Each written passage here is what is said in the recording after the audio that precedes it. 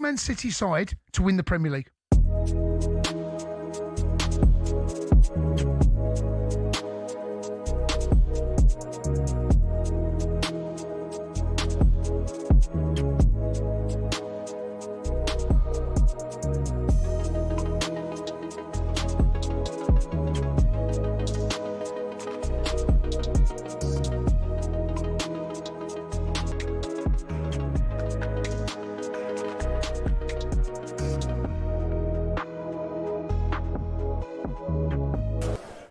talkSPORT Sports Update with Trusted Trader. When it matters, get the job done marvellously well by a verified Trusted Trader professional. talkSPORT. 4 o'clock, 1 minute past 4. Here are your sports headlines. I'm not good enough to keep winning or integrate new players or cope with the schedule, says Ollie Glasner, who seems to be out the door probably sooner than the summer. As a manager, you always depend on your players. They will get all the support, like always, then we will see. Do you still want to be here until the end of the season? Oh, let's see what the future brings. We never know. Gary Bonlahor says it sounds like Glasner's bags are packed already. Alex Crook understands Ferencvaros's Robbie Keane could replace him, who he says Glasner did the same thing at Frankfurt after winning the Europa League. The following season, they reached the German Cup final, but the board decided to part company because they got fed up with his public outbursts. He came out and criticised the board for not investing in the squad. He claimed there was a lack of quality in the squad. Sound familiar? Meanwhile, Pep Guardiola has confirmed Erling Haaland will be fit to face Newcastle in a bid to close the gap to Arsenal to just 2 points. He says he's not looking at the table. With 12 games left is an eternity. So many things is going to happen. That is the only truth I have. Now, Tottenham Hotspur are used to relentless ridicule, but did you know that Spurs being roasted even extends to the Swedish parliament?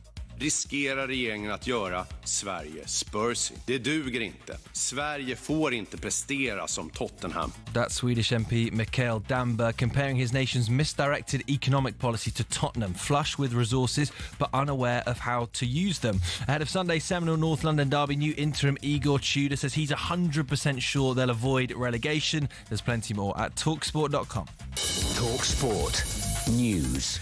The highest court in the US has ruled that Donald Trump's global tariffs are illegal, and the royal family is facing its greatest crisis in 100 years following the arrest of Andrew Moore from the news team in half an hour. talkSPORT weather with QuickFit. Rain or shine, our mobile tyre fitting service comes to you, so you can stay on the sofa this winter. Book today at quickfit.com. Conditions apply. Rain continuing to spread from Northern Ireland and Western Scotland into the evening. Cloudy, but feeling milder.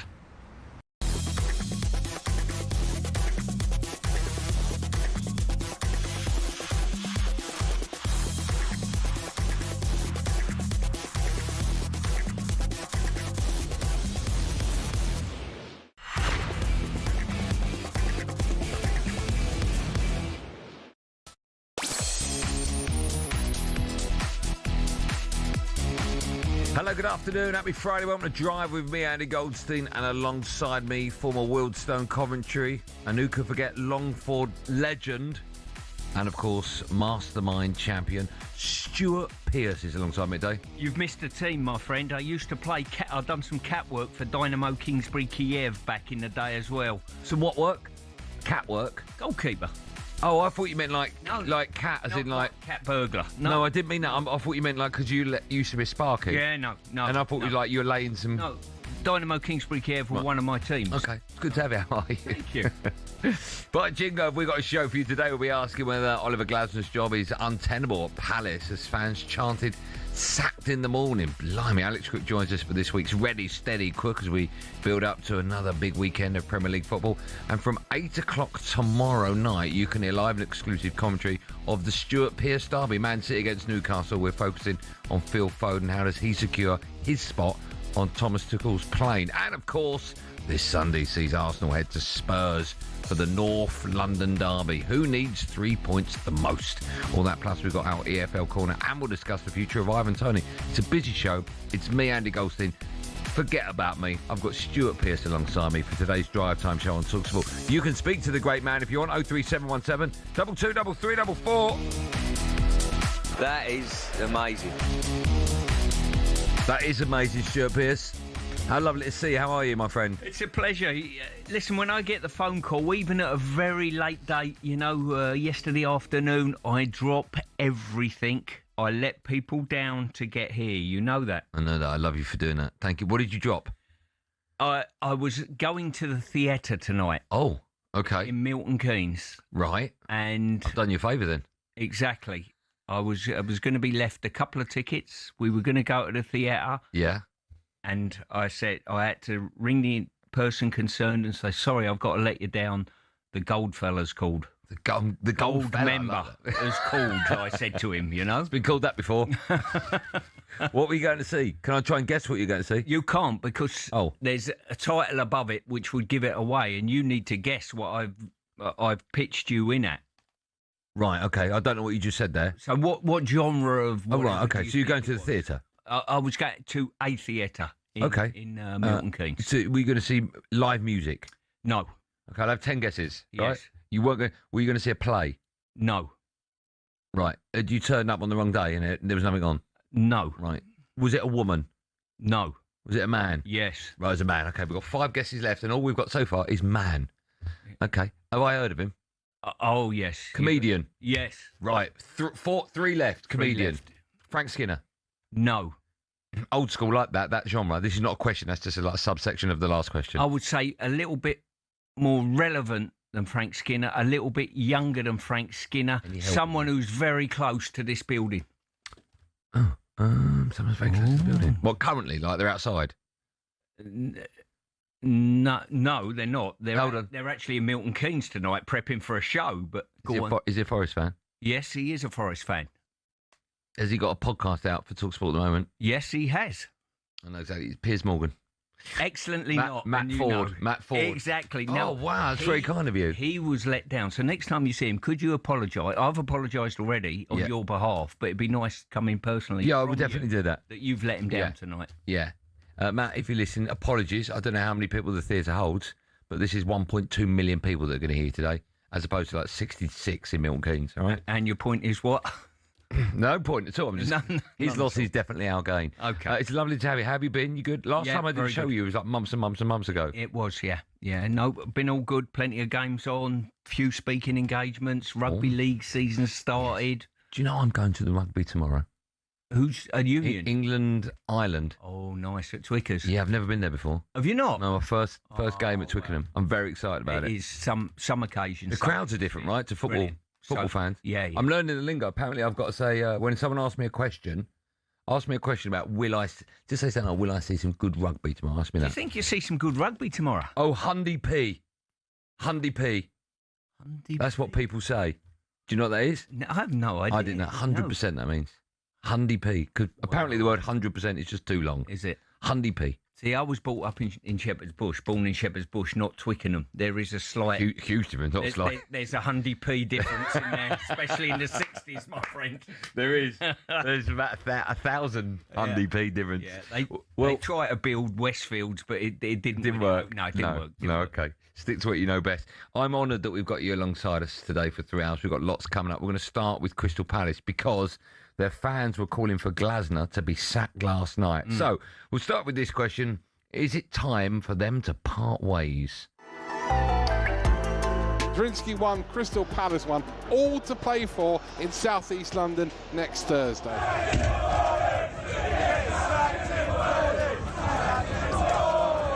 The Crystal Palace fans had the best moments, didn't they? Being in the FA Cup final, winning the FA Cup, amazing achievement for a club like Palace. Go on, another 8 months, they're saying sack him. I mean, it's a crazy world sometimes, football. It really is. It really is a crazy world. Crystal Palace were held to a 1-1 draw in their Conference League playoff first leg last night, and there were chances of sacked in the morning, and we want Glasner out from the fans throughout. Very bizarre. Reports today suggest that talks are ongoing between the club and the manager about potentially parting ways before the end of the season. He has been speaking ahead of this weekend's game at home to Wolves, and he was asked if he will be at the club until the end of the season. Let's see, I always said, and this was, I think, the first press conference that why I can just repeat myself, and as I said, as a manager, you always depend on your players. And they will get all the support, like always. and then we will see. Do you still want to be here until the end of the season? Oh, let's see what the future brings. We never know. Sometimes football never surprises me, but the fact that his fans, Palace fans, were singing to the man that brought them the FA Cup, European football and the Community Shield, the fact they were singing "Sacked in the morning" and "We want Glasner out." You've seen a lot in football. Does that surprise you? No, absolutely not. The only, if he hadn't have announced that he was going to leave, I would have been totally shocked and had that same opinion. But the fact that it's been announced by him, by the club, whoever it may be, but it's out there in the ether that he's going at the end of the season, it's no surprise to me that there's venom from the fans, because football doesn't handle things like that particularly well. Other sports, I think, do. Rugby league, certainly a sport that I know particularly well, they announce that the manager's leaving, some of their star players are leaving at the end of the season, and there doesn't seem to be any angst about that. It's, oh, good luck next year mentality. Football's totally different, though. When they know that you're going out the door at the end of the season, we saw it with Sol Campbell when he was leaving to go to potentially Arsenal or somewhere, the angst creeps in. And so it's no surprise to me. So the only difference now, they're going to have to work out whether he'll want to stay for the duration, whether the club wants him to stay for the duration, and a lot of that will be down to whether they've got another manager in place. Are you surprised that Howie has come out and been so vocal about the problems he feels that the club have got? And by that I mean quite often a manager will leave at the end of the season because he's not happy with what's going on behind the scenes. And we don't really know about it until they've left. Yes. Or sometimes we don't even find out about it. Yeah. My understanding is when you go to a club like Crystal Palace, if you're vaguely successful, even less than they have been, or you've got players that are on the cusp of playing for their country or even become a regular in the international lineup, you know you're going to lose them to a bigger club. Yeah. It's almost like he's been incredibly surprised that other bigger clubs want his players, and there's such uproar, certainly from his perspective, that he's had to come out and say, how am I meant to get on with life as a football manager if my team is constantly being weakened? Are you surprised the way he has approached this? I sort of try to put a manager's head on at this moment in time. From what I can gather from some of his words that he said, it's the timing of it, not the fact that Palace might be deemed as a selling club, and he understands if big offers are coming in for players or players are out of contract, they're going to have to go at set times, and the players themselves will want to go probably. Eza was desperate to go to Arsenal, and Mark Gahey had done brilliant things. Elise had left as well. So they've turned over some incredible players, by the way, over the last couple of years. But I think the big thing is, in his mind, is he's probably accepted that. What he hasn't accepted is he's put his plans in process in regard to the forthcoming season, and all of a sudden players have left when he probably hasn't expected them to, from what I can read from the outside. I may be totally wrong, and the ownership of Palace might turn around and say, no, that's not the case. He was fully aware of it. And I think there's a bit of a protective mechanism in some of the words he says now that he's put out there. Most managers, and probably myself as well when I was in management, you don't want to be too overcritical of the employees you're working for or about to leave, because it sends a message out to the next employees that think, is he hard work to work with as such? Yeah. When he won the FA Cup, when he won the Community Shield, when he got European football, his stock was probably as high as it's ever going to be at that club. Yeah. Has he damaged it quite a bit, do you think, since then? I personally don't think so, not as a manager. But what I would say, I find it quite incredible that Postecoglou lifted silverware, Moisey lifted silverware, and Glasner's lifted silverware, and it doesn't give you an immune badge. It's not like traitors anymore. It used to give you an immune badge. Well, look at Eddie Howe as well. There's questions. I think that's bonkers, but exactly still. that. There's another one. So we got 4 individuals there that you would say from the outside, and other clubs would look with envy and say, what a brilliant job all 4 have done, bringing silverware to the club. But at the end of it, they're under the pump in certain ways. 8 points clear at the relegation zone at the moment. I'm not saying they're going to be sucked into it. I think personally there's 3, maybe 4 clubs that are worse than Crystal Palace. But you never know. There's still a long way to go. If you were the owner of Palace... Club and attempt to leave amicably. But very rarely clubs do it. Like, look at Spurs, right? Frank went, and then there was this little wait, and I don't know how good Igor Tudor's going to be, but there was that period. It was like, who's coming in? Yeah. That's why if I was Palace, I wouldn't shake Glasner's hand at this moment in time until I had someone through the door. And if it's a case you're under contract, you're staying here till the summer, well, there it is. Let's agree to go forward till the end of the season. If you're the owners and you're sensible, you put a message out to the supporters and say Glasner's going to be our manager till the summer, and at that stage we will be recruiting another manager. We might well talk to individuals between now and the summer, but we're not changing managers till the summer. Clears the air, calms the fans down a little bit. Okay, well, that's what the legend that is Stuart Pearce would do. But what would you do, Palace fans? Should Palace and Glasner part ways now, or would you wait till the end of the season? 03717 22 3344. Loads coming up on Friday's show. It's a show you don't want to miss because we've got a few surprises in store as well for, I was going to say Psycho, then I thought, I don't think I've ever called you that in all the years I've known you. I don't think you have, no. I don't think so. Psycho and me after this live and drive talk sport. Get your calls in now. 03717 22 3344. You'll be next.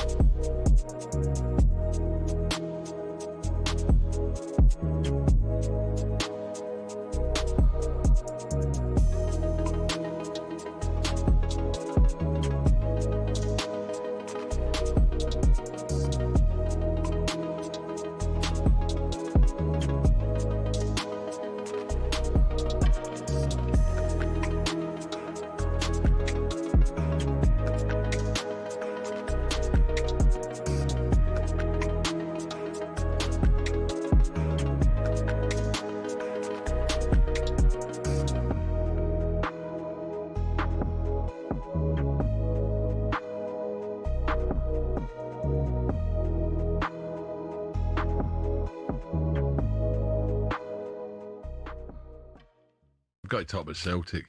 You know that the title. I don't. You've been aware, right? The title's blown open now. Celtic favourites, Rangers second favourite, Hearts third. Yeah. And I've been whinging, right? And maybe I shouldn't because I don't go regular now. But I've been whinging about Celtic's lack of creation in midfield. It really annoyed me. I'm looking at the midfield saying, "Come on, we're better than that." Anyway, they got absolutely gubbed last night. But what I didn't know was, right from the first whistle, the old tennis balls. Yeah. Martin O'Neill said something about it. All I'm saying is this, right? I'm not trying to cover up a shocking result. Celtic got pumped, absolutely pumped, 4-1. But I'm not talking about that because Stuttgart are probably a decent side, better than Celtic. Yeah. It doesn't do the players any good when you start that carry on. Well, it gives the away team a lift as well. As Martin said, Stuttgart players would know about the atmosphere. Absolutely. Suddenly all these tennis balls come on, they're saying, "Oh, lovely." We was talking about. I think Martin was talking about when Juventus, they were scared to go to Celtic Park. You know, the atmosphere, the hostility, all that sort of stuff. It's not an easy place to go and play, probably as a European side, but they make it probably easier. I'm going to upset a few now. Celtic fans, did you throw a tennis ball after the first kick? Yeah, I'm sorry. I know you're very disappointed the way things are going now. The bold and all that sort of stuff. For God's sake, it doesn't do it before the game and after the game.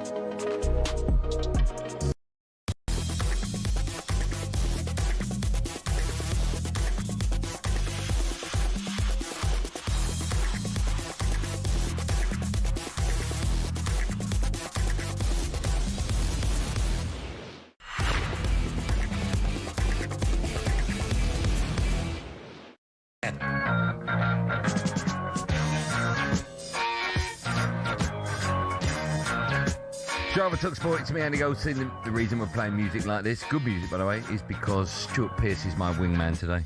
What film is this from, Stuart Pearce?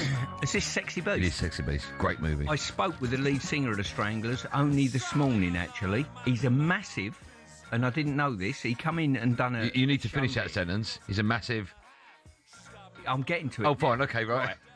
He come in about a month ago to do what's the show from 10 till 1? White Jordan. No, the one. Oh, Sports Bar. The one after that. H&J.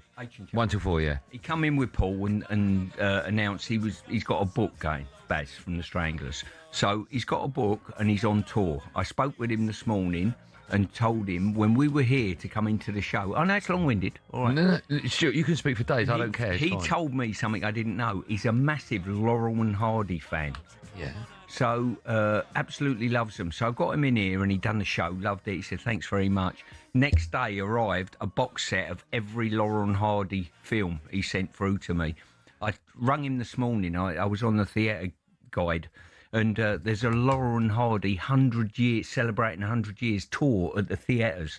So I said to him, you might want to have a look at this. Might be of interest to you. That's amazing. And by this afternoon, he'd booked a couple of seats. And what is it? It's a. I think they're showing footage. Oh, they're showing it. It's not people reenacting it. And they've got a fella with a piano. Amazing. Playing through it. If you like Laurel and Hardy. Do you like Marx Brothers? My favourites. Okay, Duck Soup. Magnificent. Animal Crackers. Yeah. So that's... sorry, everyone, we're going off piece here, but you know that scene, the famous scene where Groucho Marx is in front of the mirror? Yeah. And he spins round and he does that. I showed my kids that for the first time the other day. What do they think? I thought it was fantastic. Did they? And I'm because I'm trying to force my love of comedy on them. Yeah. So I'll show them everything from the Marx Brothers to Curb Your Enthusiasm to Ricky Gervais stuff to like 40 Towers, everything. Yeah. Right? Yeah. Kelly Monteith, do you remember Kelly Monteith? Yes. Okay. So I love all kinds of comedy. So, my little one's very similar to me. So I'm like, you need to watch this, you need to watch that. If someone said to me my favourite comedians would be the Marx Brothers. Yeah. People say, who would you have for a dinner party? It'd be the Marx Brothers. Yeah. They tick every box. Yeah. Really good musicians, clever with, harp or piano, name it. And the one-liners and best one-liners, slapstick and everything. They're just magnificent. They are. Good chat. Still to come, we're going to look ahead to the weekend's action in Ready, Steady, Quick. Just quickly, Wayne Rooney has said that he wants Pep Guardiola to stay at Man City beyond this season because he has set, and I quote, a benchmark for all other managers. Right, let's take your call, shall we? 03717 223344 is the number. So you can dial it and have your say live on national radio. Same with my switchboard. There you go, it's better. We're talking about Crystal Palace. Should they get rid of Oliver Glasner? Let's speak to Ray, he's a Palace fan. Hello, Ray. How you doing, lads? Great show as always. Thank you, man. How are you today? You all right? Well, I was all right up until the final whistle yesterday. I'll tell you that much. What's your view on the manager who did so much for you? Do you want him in or out? I want him out. Up until yesterday, up until the beginning of the game yesterday, I wanted him in. I felt he deserved the chance to, end it on a high. He is our greatest ever manager, and he will always be remembered as our greatest ever manager. But, the last 16 games, it's just been so one-dimensional.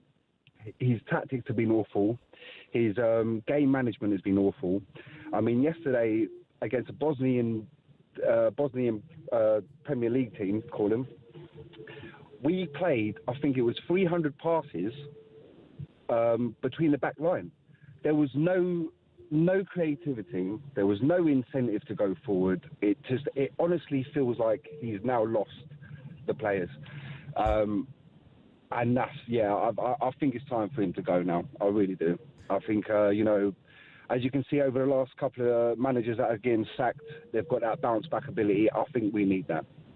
Do you not think that the fans at Palace are going to be looking for any small detail that they can to put the knife into him now because they know he's going to leave? So it was a case of just, we're going to sit here and wait, and as soon as a result goes a bit rocky, that level of loyalty will just go out the window. And that seems to be the nature of football this day and age, when probably he and the club need a bit of support, all the best players have been sold at the club. You might have Walton still there, obviously, but he sold a lot of good players at the football club. Bought silverware there. I think that's a tough call, honestly. You're a fan. I'm not a fan of Palace, but I think that's a tough call on him. Well, I do feel in the summer he was let down, so I do believe the board have a part to play in it. Yeah. But he's had 16 games, and the players that we've got in over the summer are for, after the Brighton game, that's it, we've turned a corner. But then he goes back to these same tactics. It's for us as Palace fans, I'm going to speak on behalf of the Palace fans here and say we want players and staff, we want them to be there. Now, we've given... Right, can I ask you a question? Yeah. Are you on the world's biggest roundabout waiting to get off?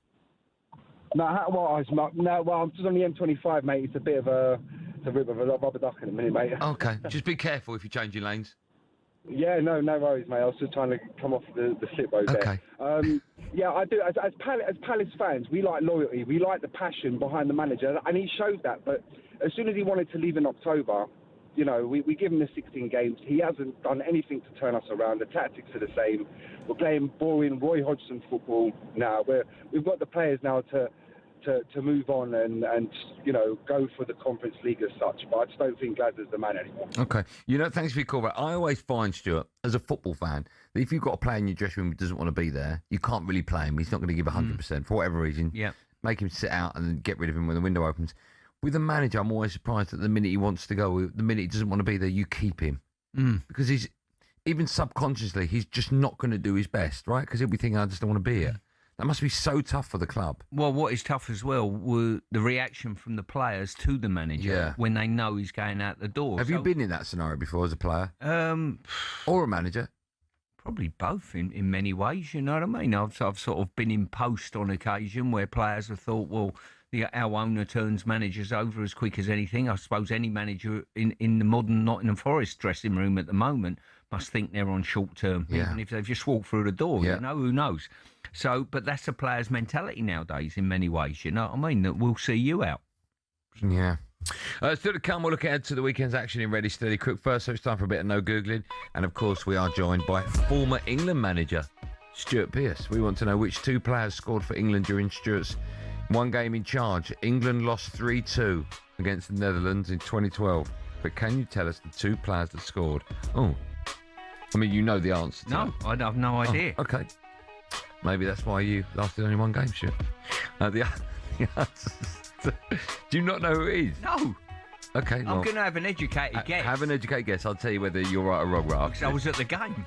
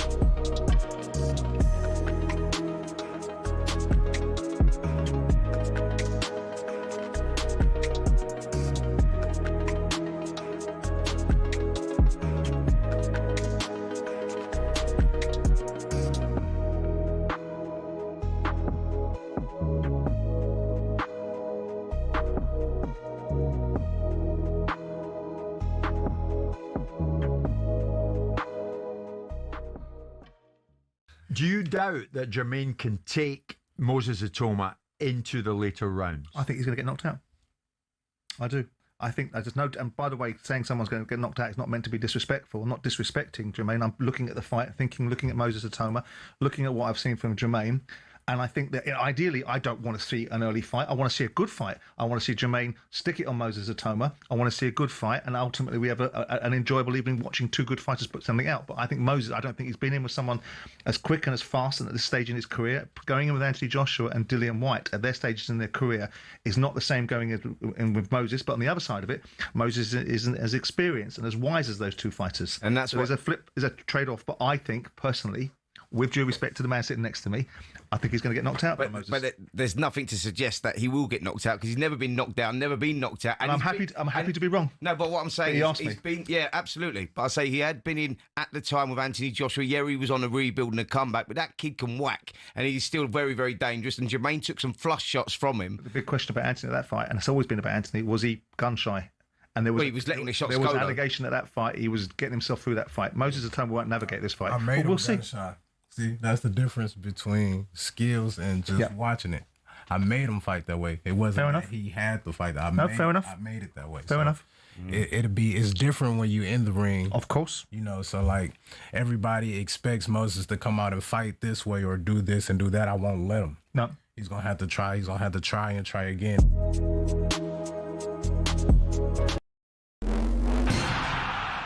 A draw in the Conference League has put pressure on Oliver Glasner as they extend their poor run of form with 1 win in 15.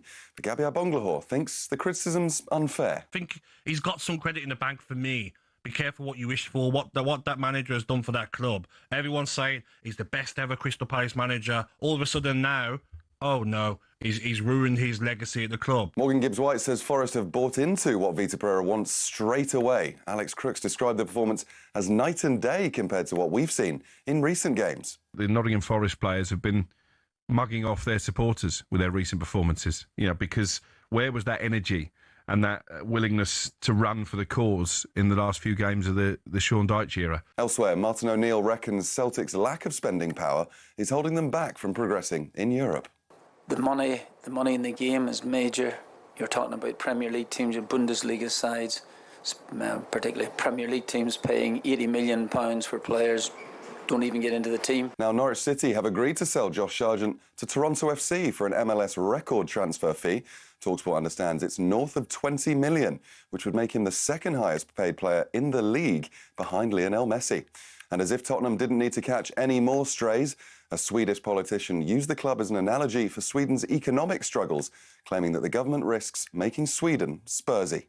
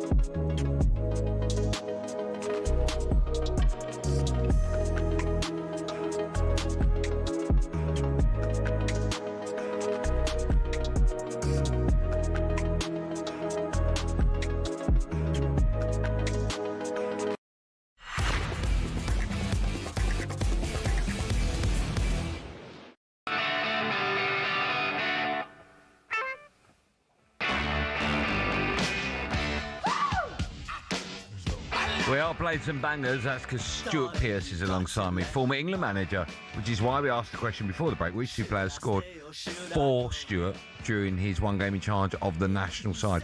We lost 3-2 to the Netherlands in 2012. Who scored? Who have you got? I'm going to guess that because they were circa that period of time. I know that Gerrard played in the game. I know that. Because I made an agreement with the club that he wouldn't play the full 90 minutes. So I know he played. So I'm going to guess at him. If not him, I'm going Rooney or Lampard. So you're going Gerrard, Rooney or Lampard? Yes. Okay. That leaves you 8 players.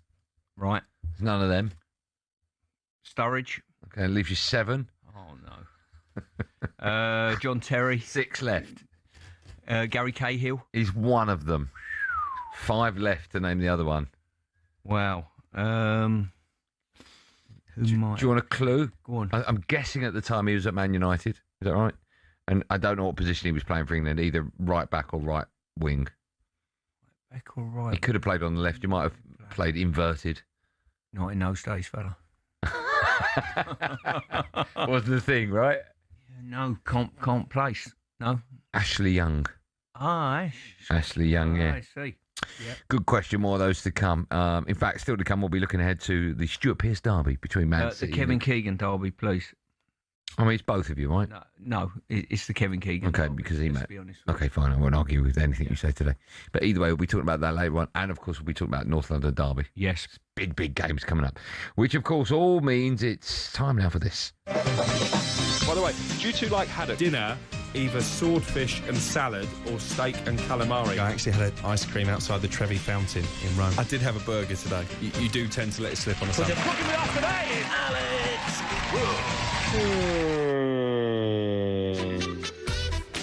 My team have been very naughty today. They know sometimes I need glasses, so they've made the print really small. So I've got to put them on. Nasty people. Rascals, aren't they? Pardon? Rascals. They are vile. Why would they do that? Well, I can see you. Huh? You're a good-looking lad. Right, time for Ready, Steady, Crook, where talkSPORT's chief football correspondent Alex Crook looks at some of the biggest games in the Premier League this weekend. Let's say hello to him now. It looks like he's in some kind of holding cell. Crookie, good afternoon to you. Good afternoon. Oh, there he is. Look at him. What? You look. I know you're usually unshaven, but you look particularly unshaven today. Are you growing the beard bigger and deeper, or is it just you haven't had time to have a proper shave yet? I've not got to the barbers. I only ever shave it when I go to the barbers about once every 3 weeks. He's got money, that fella, Stuart, isn't he? He's very D'Artagnan-ish. I think that. But you need to put some pictures up on your wall behind you, big man. Yeah, where are you? What room? What room in this house? This is the dining room. Mrs. Crook likes it simplistic, hence the lack of a husband or the walls. Which one? Probably a bit of both. Well, we agree with her. Right, listen, we've got lots to talk to you about. Let's start with Chelsea against Burnley tomorrow afternoon. Chelsea go into the weekend 5th in the Premier League, still unbeaten in the league under Liam Rossini. Crookie, what have you got for us ahead of this game?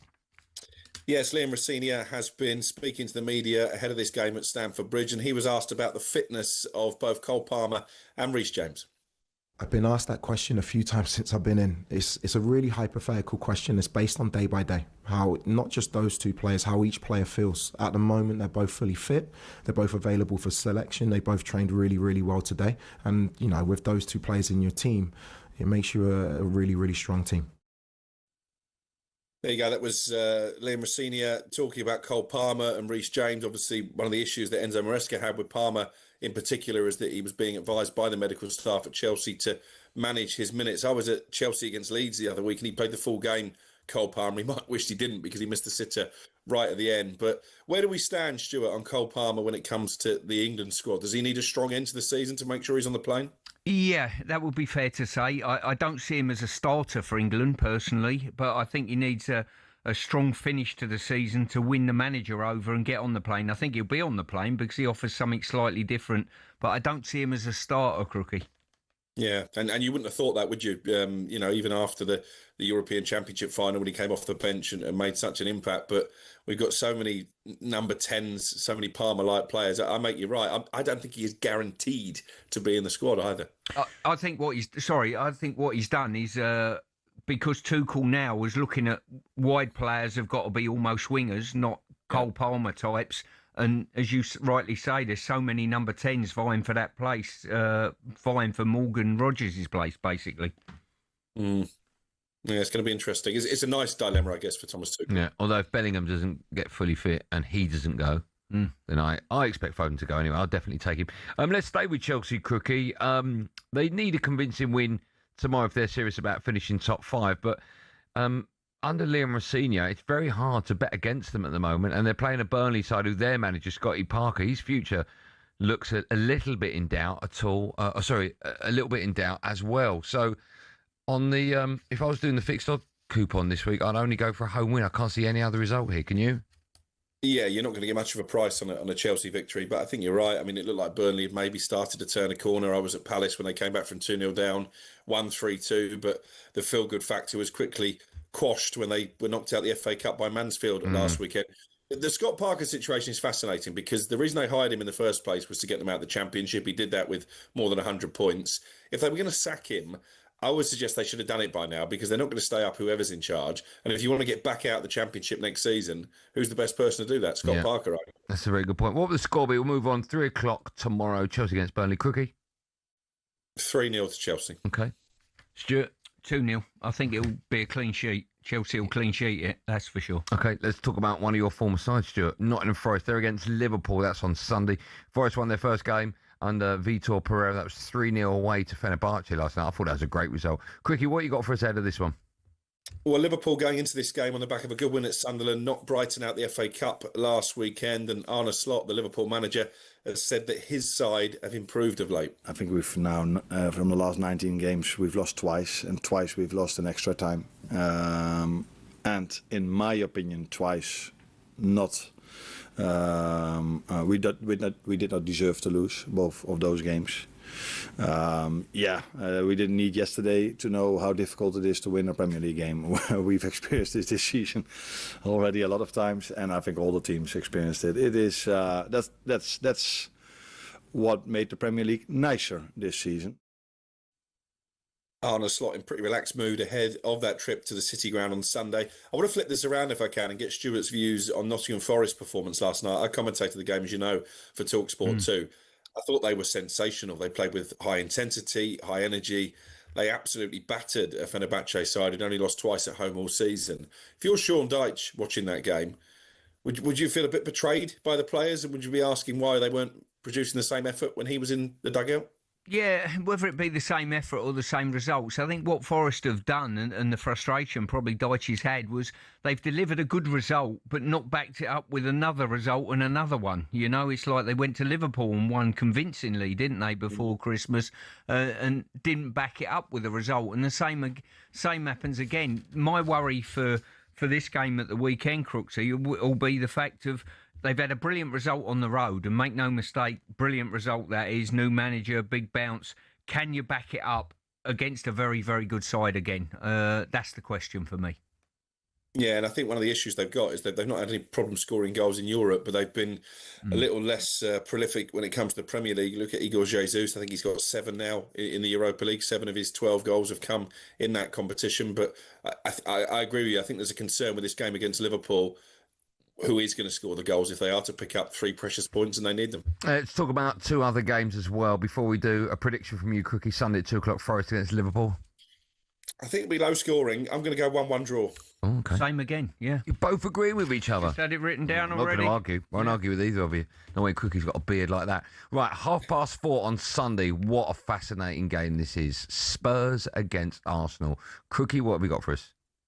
Well, I'm going to be at this game as part of Game Day Live. Sam Matterface alongside me. Not sure if they're going to let Perry Groves in or not yet. But the Arsenal boss, Mikel Arteta, has been speaking ahead of the game on Sunday, and he says the North London derby is the perfect opportunity to react to drop points. It's the one we have after, and it's the one that we cannot wait to play. If we could play today, I think we would all love to play today to get that feeling that we have in our tummies and use it in the right way. And we'll have to show on Sunday. Well, I think it's happened 7 times already to us this season, so we are getting used to it. We have analyzed everything that he's done in his career in different clubs, different formations, the players that they have available, and from there, of course, we will have the capacity to adapt in relation to what the game requires, but the main focus as well is on what we have to do to win. Tell you what, never mind what he was saying there, Mikel Arteta. Anyone watching on YouTube or connected TV, how nice was that retro tracksuit top he had on? Cookie, while that was on, I just keyed through to the gallery and I went, that is an unbelievable top. Stunning. As I say, I wouldn't wear it because it's not my team. No, I agree. 100% agree with you. Right, listen, let's talk about this game because a couple of weeks ago I would have said the Spurs had absolutely no chance for so many reasons. One, Thomas Frank was there, then he went, then they got a new manager in very few of us had heard of. I don't know how much you can do, how much you can change a losing side into a winning team in, 7 days in charge. But my view has slightly changed, and also Spurs at home, and their record at home this season is terrible. My view has slightly changed because, of course, Arsenal look a little bit shaky. So I don't really know which way this will go. What are you thinking, Cookie? Well, I think they've drawn 3 of their last 4 away games, Arsenal. I mean, Tottenham have a wretched record in this North London derby. I was at the Emirates and they absolutely stunk the place out. But I can see a scenario where Arsenal drop more points, particularly if Manchester City put the pressure on and beat Newcastle. So it wouldn't surprise me if Igor Tudor gets the tune out of these Tottenham players. The atmosphere in the stadium is going to be completely different to what we've seen in recent weeks, and it ends in a draw. Stuart, how do you see it going? I see an Arsenal victory, 1-0. Do you? Yeah, I've covered Arsenal more than probably any team since mid-December. I've seen their last 3 games. And for all the games, even when they dropped points, I thought they played very well. The last one against Wolverhampton, they didn't play particularly well. First half dominated the game. Second half fell off a cliff. I think they'll spring back. I really do. Okay. Could Spurs go down? Spurs, well, put it this way. If they did go down, it means that West Ham, one of my old clubs, and Forest will probably be staying That's up. right. So okay, we know you. Fingers crossed. Right, listen, we've got time, just about time, Crookie, to talk to you about the only side in the Premier League this year still unbeaten. That's Man United away at Everton on Monday night, 8 p.m. It's a game you can hear live on talkSPORT. Will United continue to remain unbeaten this year? I hope so. I mean, for me, one of the low points of the season, Stuart may even have done the game, was not beating 10-man Everton at home. Not only that, losing at home to a team with 10 men for much of the game. That was when I finally decided enough was enough. When it came to Ruben Amorim, the board took a little longer to make that call. But do you know what? The fact it's away from home, I think might suit United, because Everton are struggling for wins at the moment at Hill Dickinson. They're better on the road. So I don't think it'll be comfortable, but I am optimistic United get back to winning ways. Go on, what will the score be? 2-1 United. Okay. Stuart? 2-2. Bit of Desmond? Yeah. Okay, all right. You're both wrong. 4-0 United. Crookie, what are you up to tonight? Taking the kids for a golf lesson and then for a carvery dinner. Okay. Does that mean that you're playing golf and they're sitting there watching and then you're going to go and eat? No, they're having a lesson. I might hit a few balls on the driving range. Yeah, Should you play in this weather, by the way? I can't go out there in the rain. Yeah, of course. That's when you perfect it. If you could play in this weather when the sun comes out, you've had like 6-7 months of, well, not even that long, but 4 or 5 months of just poor play. You get around and all of a sudden, boom. You've got to play in this weather. Too wet, it's too cold, it's too muddy, the ball don't go far Thank you. enough. I'll be behind you in the buffet, big fella. I do like a big tasty. There'll still be nothing left. Crookie, always a pleasure. Thanks for coming. Enjoy the golf, enjoy the food. Have a great weekend. See you soon. Cheers, boys. Cheers, mate. Thanks, man. There you go, the wonderful Alex Crook. More from me and Stuart Pearce live on Drive on talkSPORT right after this.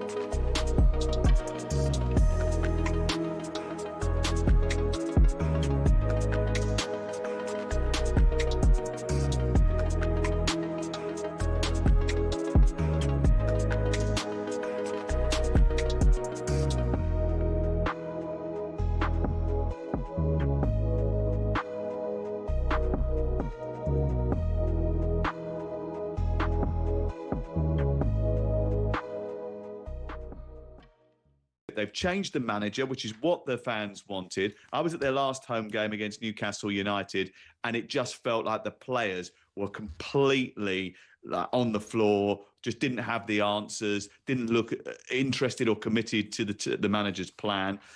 How will it be different under Igor Tudor, and has he had enough time to work with his players, Crook? I'm intrigued by this appointment because obviously one of the main factors is he's proven in the past that you can come into a team in a difficult situation, give them an uplift, put wins on the board, which obviously Spurs need to steer themselves away from relegation danger. But as Southampton found with Ivan Juric last season, who had a similar profile, there's a big difference between doing that in European leagues and coming into the Premier League and doing it. I do think you're right. I think the atmosphere around the stadium will be a lot more positive on Sunday than it has been previously. I think the change of manager, the fact it's not Thomas Frank anymore as much as anything, makes this a more difficult fixture for Arsenal. But what happens if they go behind early? What happens if they lose this game? That lightning rod effect that the Spurs hierarchy are obviously hoping for suddenly evaporates quite quickly. Yeah, it's slightly different in terms of the profile of the manager. I mean, you keep comparing Juric to Tudor, but Juric basically only managed teams in Italy, Genoa, and Hellas Verona down the bottom of the table. Igor Tudor has managed Marseille, Lazio, and Juventus. So it is a slightly different How many of those were in relegation trouble when he took over? Because that's what.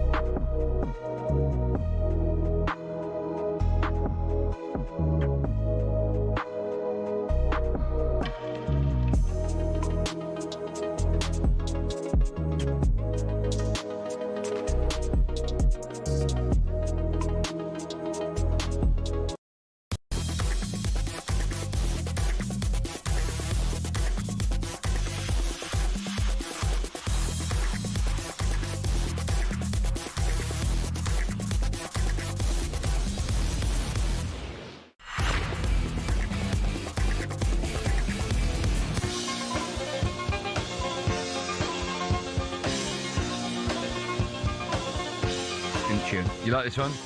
This is from the end of a movie, but I can't remember what one. Movie. Baba Who's O'Reilly. this? Who's this? The Who. Yeah, that's what I said. Who? No. The Who. Oh, right, okay. Did I tell you I went to the theatre at Sadler's Wells to see a ballet version of Quadrophenia by the Who? A ballet version? Ballet version of Quadrophenia. Nutcracker? No, it was Quadrophenia. Oh, no, I'm just talking about, was it... your seat, Oh, it was tight. right? It Yeah, was okay. tight. And on our way out, we saw Anton Ferdinand. And Yeah. I thought, that's strange, Anton Ferdinand at a theatre on his own watching a bit of ballet. I don't want to preconceive. I don't mind going on my own, because I go on my own, so that weren't unusual. But I thought, the Who and ballet, I'm not sure I see it. So we went up to him and said, oh, what are you doing here? My sister was in it. Really? Really? There you go, see? I never. Well, you learn something every day, don't you? Something new. How about that? Yeah. He said, I'm here to support my sister. How nice is that? I thought, And it was good, right? You enjoyed it? Yeah. I like the music of the Who. So Oh, right, okay. The Who music in ballet. Yeah. And it worked. It just worked. The fight scenes on the beach at Brighton were sort of, they danced them, you know? I know. I'm trying to picture that. It's very difficult. Yeah. Right, time now for this. Paddy Power on talkSPORT. With Paddy's Super Sub, your new bet rolls over to the new player coming on. T's and C's and exclusions apply. 18 plus, begambleaware.org. Right, time now for today's Bet Builder with the friends at Paddy Power. Let's welcome Matt Keir to the show. Hello, Matt. How are you? Hi, how are we doing? Well, good, man. Thanks for coming on. We're looking forward to tomorrow afternoon at Stamford Bridge. Chelsea play Burnley in the Prem. Can you remind everyone how the Bet Builder works? And fingers crossed, the charity that will benefit. Yeah, so the Bet Builder is just an accumulator on events within the match. You can have anything you can think of, shots, fouls, cards, goals, anything you can have it in a Bet Builder. And if we're lucky enough to get a winner, and it's been a while, we kind of due one at this point, we'll all be going to the Attitude Foundation that raises great money for LGBT causes up and down the country. It does indeed. Fingers crossed. Right, it's a 5-leg Bet Builder. These are our picks. I've gone for Cole Palmer, one of my favourite players to score or assist at any time. Yeah, one of my favourite players as well. There's very few players in the league that have as high a ceiling for getting 3 or 4 goals and assists in a game as often as he does. And we only need him to get one in this match. And it is against Burnley, who have the worst defence in the league. It is a bit of a no-brainer at the minute. Okay, Stuart, what are you going for? I'm going for a Chelsea victory with Burnley not to score. Yeah, so in Bet Builder, that'll be Chelsea win and both to score no. 5 times in the last 2 months, Burnley have been shut out, and that is against certain teams like West Ham and Sunderland. Chelsea being 2-11 to win on its own is one of the shortest prices you're going to get for a team to win this season. The biggest worry, really, is only if Chelsea turn off the gas when cruising. Okay, I didn't even know that was a bet, so that's interesting. Next up, producer Joe, who's gone for Caicedo to have one or more shot on target.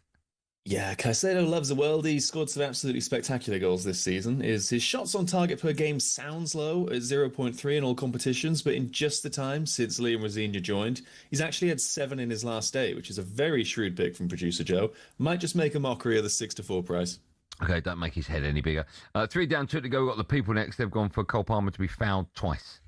Yeah, and this is another one in the Bet Builder market that's really been helped by Rosenior joining Chelsea. It was 1.4 per game for the start of the season up until he joined, and since then it's been 2.3. It's absolutely shot up.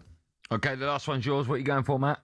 I've got Leslie Ugochukwu to commit a foul. It's to me, this is a bit of a nap. It's a central midfielder tasked with stopping Cole Palmer. He's already averaging 1 foul a game this season. It just feels quite straightforward. Okay, before we let you go, can you just confirm the odds to value at the charity bet one more time? Yes, so it is Cole Palmer to score or assist, Chelsea to win to 0, Caicedo 1 shot on target, Palmer to be found 2 or more times, and Leslie Ugochukwu to commit a foul. Altogether, £10 pays a quite surprising £143 for the Attitude Foundation. Fingers crossed. Matt, thanks for coming on. Have a good weekend. We'll speak to you next week. Cheers, take care. Thanks, man. There you go. That's Paddy Power's Bet Builder for today. Minimum odds on 5+18 plus begambleaware.org. Paddy Power on talkSPORT. With Paddy's Super Sub, your new bet rolls over to the new player coming on. T's and C's and exclusions apply. 18 plus, begambleaware.org. What were you going to say, Sean? I was going to ask him whether we could do an extension to the bet that if the referee booked Ugochukwu, whether he'd actually spell it right. I think he should probably just write his shirt number down. Oh, is that it? Yeah, okay, don't look. Can you spell it? No. I was going to go O first. Yeah, you got no chance. Oh, it's a U. There you go. There you go. Well, that one's in straight away. When we come back, we'll be talking about a game you can hear live and exclusive. That means only here on talkSPORT tomorrow night, 8 p.m. sees Manchester City take on Newcastle. We call it the Stuart Pearce derby. He calls it the Kevin Keegan derby. Either way, it's a massive, massive game for both sides. If you want to have your say on all of the above, we'd love to hear from you. Pick up the phone. You could be next. 03717 223344. You're listening to me, Andy Goldstein, and Stuart Pearce live on Drive on talkSPORT.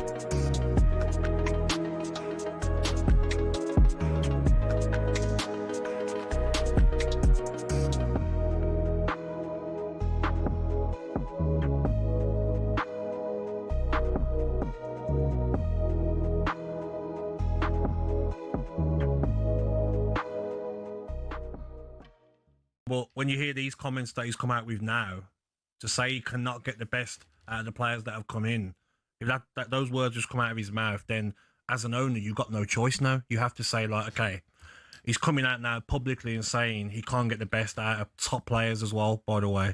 Brendan Johnson is a very good player. Okay, you can't get the best out Is of he him. daring the board to sack him? It sounds 100%. It sounds like it. And by the way, I know that they missed out on Dwight McDeal. That deal didn't quite get over the line on deadline day. But there was a lot of optimism in the Palace hierarchy because of the addition of Brendan Johnson, because Jurgen Strand-Larsen has come in and obviously scored a couple of excellent goals. Guessond as well. And they kept Mateta. He's not fit at the moment, but should be back sometime soon. They feel there are more than enough weapons in that Palace team to be winning games of football, and one winning 15 is not good enough. It feels like he's playing chicken a little bit with the hierarchy, isn't he? Because he's saying, I'm not good enough at the moment. I can't do this job. It's very hard for me, blah, blah, blah. And Palace are in a situation where they're obviously like, well, you've already said you're going to leave at the end of the season. You've got a contract to fulfill. You need to fulfill that. Yeah. We're not just going to pay you up for the sake of paying you up so you can have a 3-month holiday and prepare yourself for a new job. Quite rightly so, by the way. But at the same time, Palace are in a predicament where they've won one game in 15. They might go out of Europe if they don't buck their ideas up next Thursday. And they don't want to lose to Wolves on Sunday either, because if that happens, they could find themselves in a relegation battle. So they're in a sort of catch-22 situation. He knows that, and he's daring them, Gabby. Yeah, but in that press conference, he's gonna lose the fans, those that were still standing by him. He's going to lose them. What football ground are you thinking of when someone says this? Really tough place to go. Difficult place to go. Such a tough place to go. It's a tough place to go at the moment. It was a really difficult place to go, always. But what are the toughest places to go, really? We've scoured the planet to find out. Forget a cold, wet Tuesday night in Stoke. Try playing in a blizzard 220 miles inside the Arctic Circle at the world's northernmost professional club.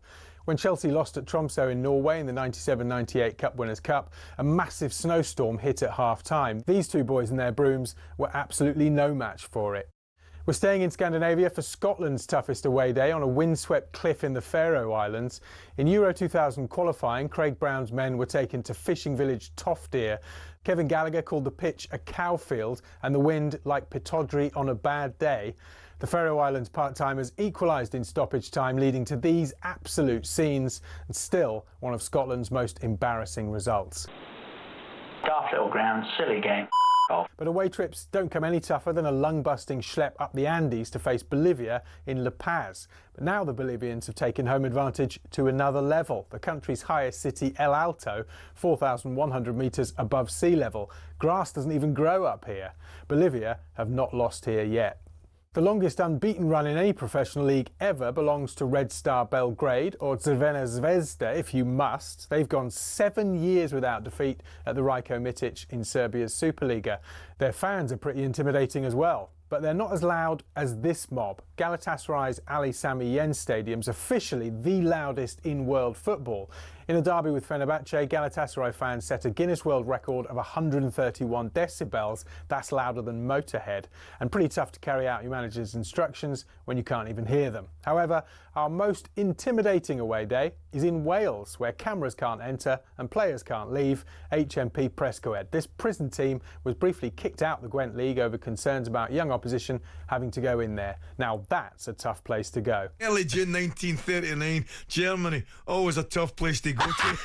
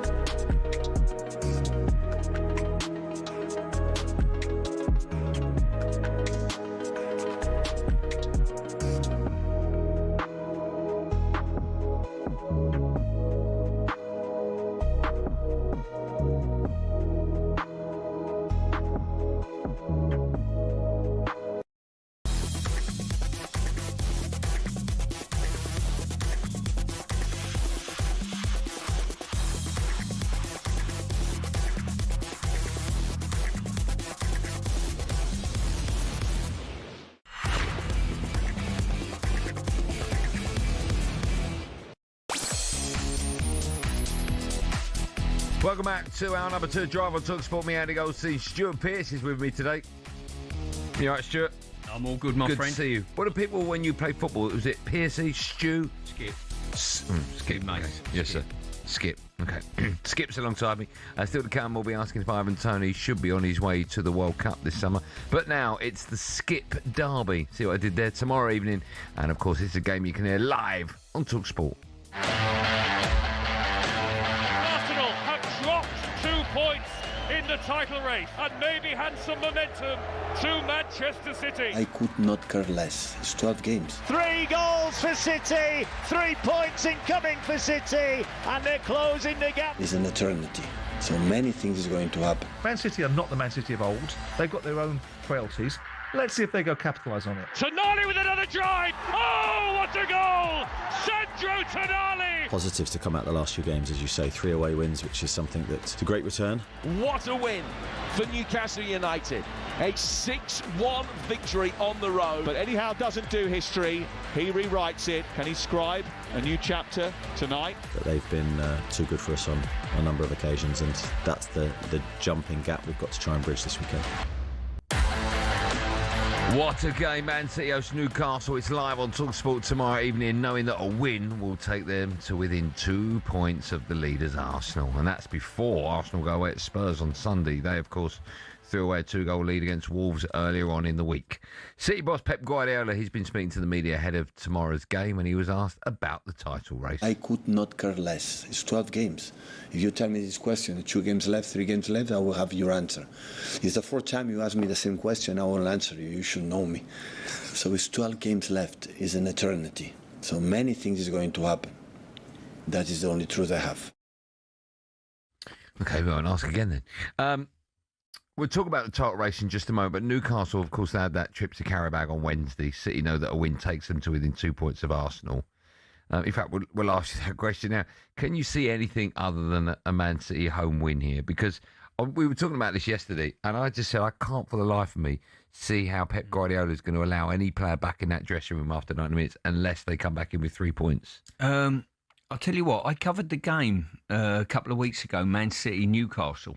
At the Etihad, and it ended up, I can't remember the scoreline, but it was a heavy victory for Manchester City, and Newcastle conceded some of the most unfortunate couple of goals you've ever seen. They also missed probably 3/4 one-on-ones with the goalkeeper as well. So it wouldn't surprise me, and Gordon, again, if he plays again up front as the lead striker, I thought he played very well certainly at Manchester City until he got injured, and then prior to that at Liverpool as well. So I think they've always got a chance with him on the pitch and the pace they've got on the counter-attack. Man City, if Newcastle can take their chances, it might not be a straightforward game for City. You've got a theory about Anthony Gordon, right? I have. I think that Eddie Howe playing him as a centre-forward has really done a lot of work for Thomas Tuchel in England. I think he could be an absolute benefit for England come next summer. We've been umming and ahhing about if Harry Kane gets injured and all those types of things, if he needs a rest, even if we need a change in any game. Have we got another individual that could lead the line, who's shown an aptitude in the Premier League to lead the line, and's got slightly different strengths to Harry Kane, you know? And that person at the moment is Gordon. He's looked fantastic, I think. He's dipped in behind the line, he runs in behind, he's aggressive with his running, slightly different to Harry Kane in many ways, but a great option for Tuchel to have this summer, I think. I'm guessing as well, if you're a player who is versatile, so you can either play out wide or you can play... It makes it more of an easier choice for the manager to pick you for a World Cup squad, right? 100%. Every time I used to pick a squad, I always think, have they got another position that might free up a position, if you like? It's like a right back who can play centre-half. All of a sudden, I can pick another player in the squad rather than get 8 defenders in my bank of squad. I can maybe pick 7 because one can play in 2 positions, and that will give me the opportunity to pick a goal scorer that might be a game changer further up the pitch. Right now, if you're picking your England squad, who would be your number 2 behind Harry Kane? At this moment in time, probably Gordon. It would be, would it? Yeah. Okay. We'll park that there because a bit later on we'll talk about Ivan Toney, but that's interesting. So let's talk about another striker, but, you know, a world-class one. Harland, ready to go after missing the game in the FA Cup through injury. If City get him firing again in the title run, do you think that could be the difference between them and Arsenal? And by that, I mean that Arsenal don't have anyone near the likes of Erling Haaland. How important do you think it is to have an out-and-out goal-scoring number 9 at this stage of the season? I think, like for like, it could be the difference. I really do. Arsenal are clear at the top of the table, whether you like it or not. They're clear at the top of the table. They've been faultless in the Champions League. They're in the final. They've been exemplary. Probably, apart from, in my world, a poor second-half performance at Wolverhampton. I think they've been near enough faultless. That will be my opinion on what I've seen. But the difference, and they've done that without really an out-and-out number 9 to score 20-odd goals a season. So if they win the league, chances are their top goal scorer might not have 20 goals this season. You know, certainly not in the centre forward. Let me get your view on someone I'm a huge fan of. I would imagine you are as well, Phil Foden. Just 1 goal involvement from reaching 100 in the Premier League, but wasn't involved in that win against Liverpool. Didn't even come off the bench, didn't play at all. What's your view on where he stands at the club right now? I think the fact that he's come out the academy system, the fan loved him to bits. He's one of these that's going to have a future at the club for a long time to come. I don't see even. I do remember when he was coming forward and not playing on a regular basis a number of years ago. Pep wouldn't send him out on loan. He kept him in house, kept him training with the first team players. And built him up. I don't think he'll be leaving the club. Phil strikes me as a player who runs into form for a number of games and goes out of form for a number of games. And he just needs to probably get that consistency that I associate with Lampard and Gerrard, if you like.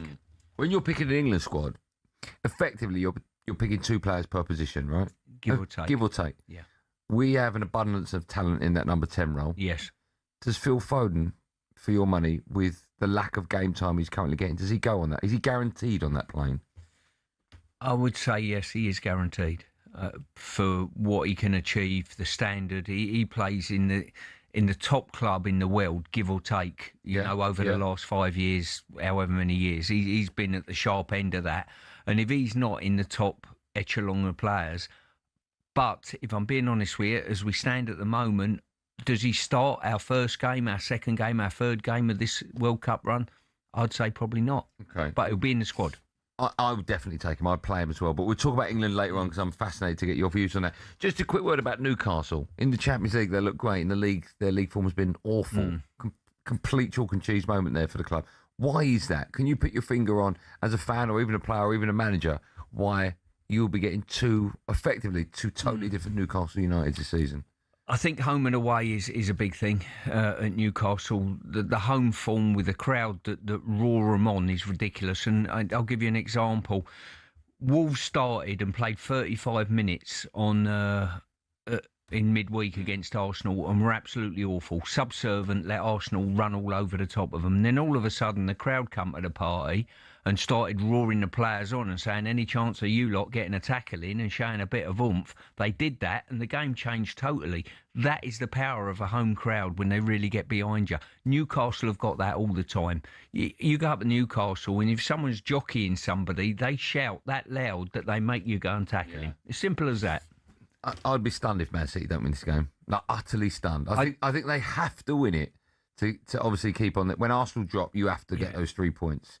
Yeah, I get that. But I tell you what, if you'd have seen with your eyes what I saw at the Etihad a few weeks ago, I get that. You know, how can you have 3/4 one-on-ones with a goalkeeper and gilt-edged chances missed by Elanga in front of the goal? 5 good chances in any game. I hear what you're saying, but if Arsenal are dropping points, Arsenal play Spurs after this game is finished, then it's the perfect time for them to 100%. Totally agree with you on that. What do you think? There's a question after this. What do you think the score will be tomorrow night? I think City might win by the odd goal, but it will be a close fought affair. Okay. Who's going to win the Premier League, Stuart? Arsenal. Why? Wolves haven't done anything wrong apart from 45 minutes of Wolverhampton. Man United? Lost to Man United, drew with Brentford, drew with Liverpool. Yeah, but they do drop points. They have dropped points recently. Yeah, I would look at it like this. I've done the Brentford game, I've done the Man United game. You look at them, Man United played brilliantly well to take points off them. Brentford were outstanding to take points on them. The only team that haven't for 45 minutes are Wolverhampton, and still they got a draw there, so they haven't been beaten. But you say still. They were 2-0 up against the worst team in the Premier League. It's effectively a loss. I know on paper they get a point. So we're near enough. We got a foothold in March, and they've done 45 minutes that I consider over the whole season that you can criticise. Okay. For me, that ain't a bad scenario for a champions in weight. Let me ask you this then, right? And I know this is if buts and maybes. If Man City win, and if Arsenal drop points, draw or defeat again, does your answer change? It might. It might. It might. So a lot is dependent on this weekend.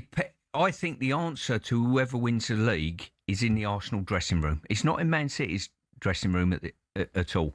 It's the psychology of the manager, the coaching staff and the players at Arsenal to dictate whether they win the league this year. Have you seen, watching Arsenal, have you seen anything that makes you think they're starting to get nervous? 45 minutes at Wolverhampton. And that's it? That's it. I mean, Brentford were fantastic against Arsenal. Sometimes you have to tip your hat to the opposition and say, well done. You deserve to get what you did at the game and whatever. Arsenal played well as well. Okay. You know, so both teams played well. So you say, well, okay, that's a fair result on the day. They still won every Champions League game. They're in the final of the League Cup. They've got, a reasonable draw, you would say, on paper away at Mansfield. But hopefully, young Cloughie will have something to say about that with his team. But listen, at this moment in time, if you're not an nervous Arsenal fan, you would say, my goodness, what more do you have to do in a season up to now? Keep ticking the weeks off and keep rolling forward. Okay, last question. You don't have to answer it. Who do you want to win? Win what? Prem. Well, I used to be a Man City player and manager, so obviously I'll probably have air on Man City, but you know what? Let the best team win the league. Okay, that's nice. Let the best team win the league. Okay. Whoever holds their nerve, plays the best football between now and the end of the season, deserves to win it. We're going to have a quick break. I'm going to get the splinters out of Stuart's backside. We'll take your calls. How big a statement could City make tomorrow if they win that game? City fans, are you going to win the Premier League? How will the game go tomorrow? And how big are the 3 points tomorrow as well? It's a game you can hear live and exclusive on talkSPORT. That means the only place you can hear it is right here. 03717223344. Dial that number. You can have your say next live on Drive on talkSPORT after this.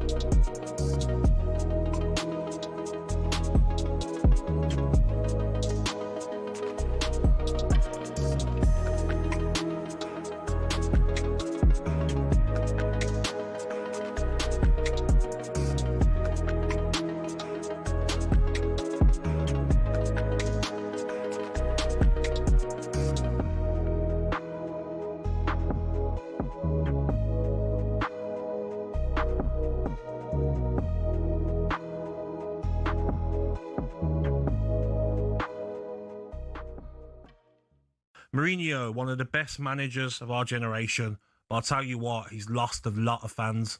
He's lost a lot of neutral fans, and I just felt his comments were disgusting. For one, Vinicius Junior, if he wants to run to the corner flag and do a dance that a lot of Brazilian players do, Cunha danced when he scored against Arsenal, didn't receive racial abuse from anybody, any player.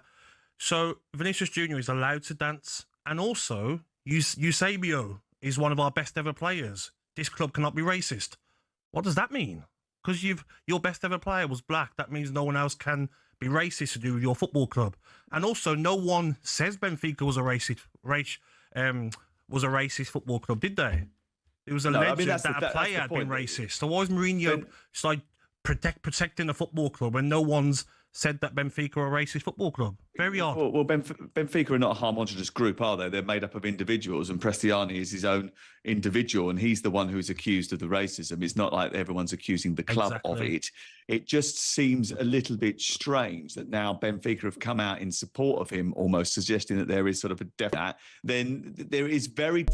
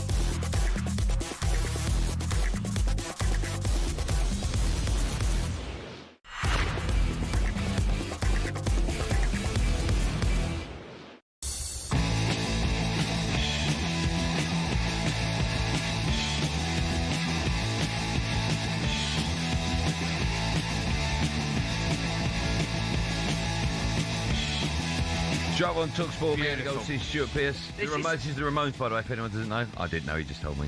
This is called Blitzkrieg Bop. Now, Newcastle play this before the game. Now, this is why their team get on the front foot and Dan Burn tackles the whole stand as well as the opposition. Yeah. Because he's listening to the Ramones before he goes out there. When you were a player, were you in charge of the music in the dressing room? Yeah. And you play this kind of stuff? Yeah. Okay, as a manager, is it a player in charge? It's got to always be the player in charge. Can't be the manager. Who's the worst for picking music? Well, we went through a stage at Forest with the tape deck that we give every player one tune, so they could put one tune on. So it's a real mixed bag. Yeah, but anyone pick I love Luther Vandross, but anyone go, let's have a bit of Luther. Loads. Everyone was... I tell you what, I was about to go to the European Championships in 1992, right? And we're at a hotel in London, and one of the radio, Joe Wiley or one of the DJs come over. I might have got that wrong, and they sat all the players down. You could pick one tune. You know what I mean? Everyone was, Luther Vandross, so-and-so, so-and-so. Yeah. And I was Carter, the Unstoppable Sex Machine. She looked at me and went, thank goodness for you. Thank goodness. Can you play that next one? Only Living Boy in New Cross is the tune. I've never heard that tune. Maybe I have, but I don't recognise. I'm probably... South London's finest, Carter. I don't know. Again, you went to Oasis, though, right? Noel looked after you for that? Yeah, very good. I paid into his pension fund. Yeah. But it was an absolute pleasure to do so. Magnificent. It was a great gig. Still to come, we'll be looking ahead to Sunday's North London derby. Just quickly, Aston Villa want to sign Harry Wilson on a free transfer from Fulham this summer. Keely Hodgkinson has broken the long-standing women's indoor 800-metre world record, crossing the line in 1 minute 54.87 seconds. Blimey. Newcastle boss Eddie Howe has been speaking ahead of tomorrow's game away at Man City. It's a game you can hear live on talkSPORT. He was asked if we could see Anthony Gordon starting up front, like you said, more regularly after his 4 goals in the Champions League. If he's playing wide, he prefers the left side to the right. I think every player has a preference on sides and positions. And you sort of listen to that because you want the player to play ideally where he's most comfortable. But I think given another preference, he'd probably prefer to play down the middle and lead the line, because I think that's what most players naturally would want to do, because you've got a lot more freedom in terms of your movement and where you can run. There was something wrong with that switchboard. I'm told it's fixed now. So if you're a Newcastle fan, you want to talk about whether or not Anthony Gordon playing as your number 9 could be the answer, or maybe isn't. If you dial now, I'll have to take your phone call while I'm speaking to Stuart Pearce. You'll be next. 03717 223344. So you know those times you think, I've never got on talkSPORT. You will right now. 03717 223344. Whilst they are dialing in, Stuart, let's focus on one of your former sides, Nottingham Forest. New boss, Vitor Pereira, got off to a winning start yesterday. 3-0 win against Fenerbahce in the Europa League playoffs. How important was that win, not just for the club, but for a new manager coming in? Because they are changing their managers. You alluded to it earlier on, like the wind. Yeah, I think it was absolutely vital. We got off to a winning start. I probably wasn't expecting him to go there, maybe get a point out of it and bring them back to the City ground. But to go and win in that manner, they were so comfortable. It was incredible. But once again, you come back from a European campaign. It's so difficult playing in Europe on a Thursday and then playing again the weekend. And they've got Liverpool coming to town in a really, really important game. West Ham, I think, are at home to Bournemouth, so they'll be looking to attempt to get maximum points there if they can and close the gap on Forest. So it's going to be intriguing, but the mark of how well he's done will probably be this result and backing this result. I agree. Let's speak to Lewis, who's a Newcastle fan. He wants to talk about Anthony Gordon up top. You think it's a good thing? I think it's a good thing as well. I wonder what he thinks. Hello, Lewis. Good afternoon. Good afternoon, guys. How you doing? You okay? I'm good. Very well, man. Thanks for phoning. How are you doing? Good. Yeah, not bad, mate. Not bad for a Friday. Good. What would you like to say? I think it's really interesting listening to people who may not watch Newcastle week in, week out, because sometimes I actually think Anthony Gordon can be slightly overrated by people who are not Newcastle fans. Okay. I think when he's on his game, he's brilliant, but I don't think it's often enough. And actually, to be honest, sometimes when the rumours are coming out that he's been potentially linked with moves elsewhere for 80, 90 million, actually sometimes I'm one of those Newcastle fans who are actually thinking it might not be a bad deal. I think he's done well up top. I think the system at the moment, the way that we're playing and how he's changed it, actually does suit him a little bit more. But I'm not too sure at all whether he's the actual answer to what we need. I don't think at the moment what we've got up top is the answer for what we need, but I don't see Anthony Gordon as that long-term solution up top at all. Let me throw this at you at the moment. Joe Linton was your centre-forward a couple of years ago, and all of a sudden you've dropped Joe Linton off into midfield, reinvigorated him. He's been outstanding, I think, as a midfield player and not a centre-forward. All you're doing is maximising the potential of the players in your squad, I think, with Gordon playing up there. I think it helps others play better as well. I mean, I'm a massive fan of Harvey Barnes. I think he's been exceptional, and I think he's not been as prominent in the past couple of weeks because Gordon's taken that limelight. They seem to switch a little bit. I think in terms of Joe Linton, I mean, you're right, Stuart, absolutely. He's been phenomenal since he's moved into that centre midfield position, and ironically, that wasn't a tactical decision. It had to be when Kieran Clark got sent off against Norwich, and we had to put him there, and he's done phenomenal since. But yeah, I just think as a club that's wanting to progress, and you know, Stuart, from being there, that the Geordies want absolute success and hard work and to be the best. But I think for us to be in that absolute elite club, I don't think Anthony Gordon as our number 9 is that answer at all long term. Just a quick one before I let you go. You've been great. How do you see your side getting on tomorrow? Oh, I don't know. I mean, maybe just leave it there. Yeah, just leave it there, mate. Yeah, no, we're never really good against Man City, but weirdly enough, there were encouraging signs in that second leg, but I think the tie had already been done with that second goal. I mean, any point is a great point against Man City. Yeah. And, I mean, they've got a bit of something to go for now, haven't they, with Arsenal slipping up. Yeah. Have we spoke to you before, Lewis? Yes, you have, Okay, yeah. good. Make sure you keep calling back. You know what you're talking about. Thanks for your time, man. Have a nice Well weekend. done, mate. Cheers, guys. Thanks. Cheers, guys. Thanks a lot. Have a good one. Our pleasure. There you go. Lewis, Newcastle fan. That game, a reminder, live on talkSPORT and exclusive, I'll hasten to add. Tomorrow they are away at Manchester City. Still to come, we'll be looking ahead to probably it is the biggest game this weekend, North London derby on Sunday. First up, it's time for No Googling. We want to know which manager has Pep Guardiola come up against the most times without winning a single one. I'll give you a clue. There's 4 games. All right, 2 draws, 2 defeats, but Pep's never beaten him. Who is the him? The answer to that and loads more coming up live and drive on talkSPORT. Me, Andy Goldstein. Stuart Pearce is alongside me till 7 p.m.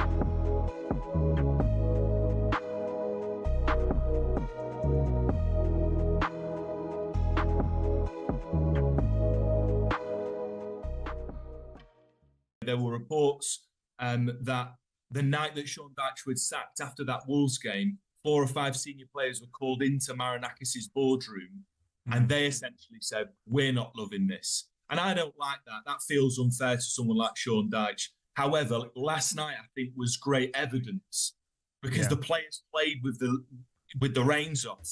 They played with freedom. And I think it shows that how maybe unhappy some of those players were under Sean Dyche. The fact that they went to Istanbul, to a team unbeaten domestically under Dominic Tedesco, and absolutely played them off the park. Yeah, on paper, Max, you look at your team. I mean, I know, yeah. Hudson-Odoi on the wide, on his Gibbs-White. day he can do it. Hutchinson, Yeah.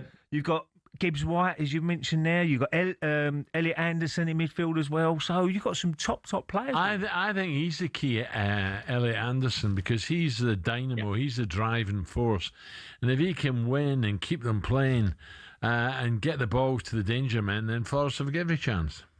Without a doubt. Look, and we all know that Elliot Anderson's destined for the top 4 team.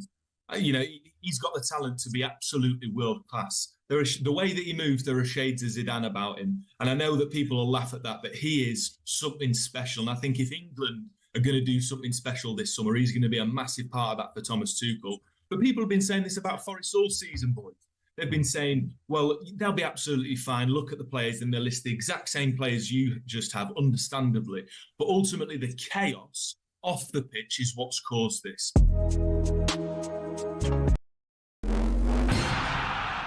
A draw in the Conference League has put pressure on Oliver Glasner as they extend their poor run of form with 1 win in 15. But Gabby Abonglahor thinks the criticism's unfair. I think he's got some credit in the bank for me.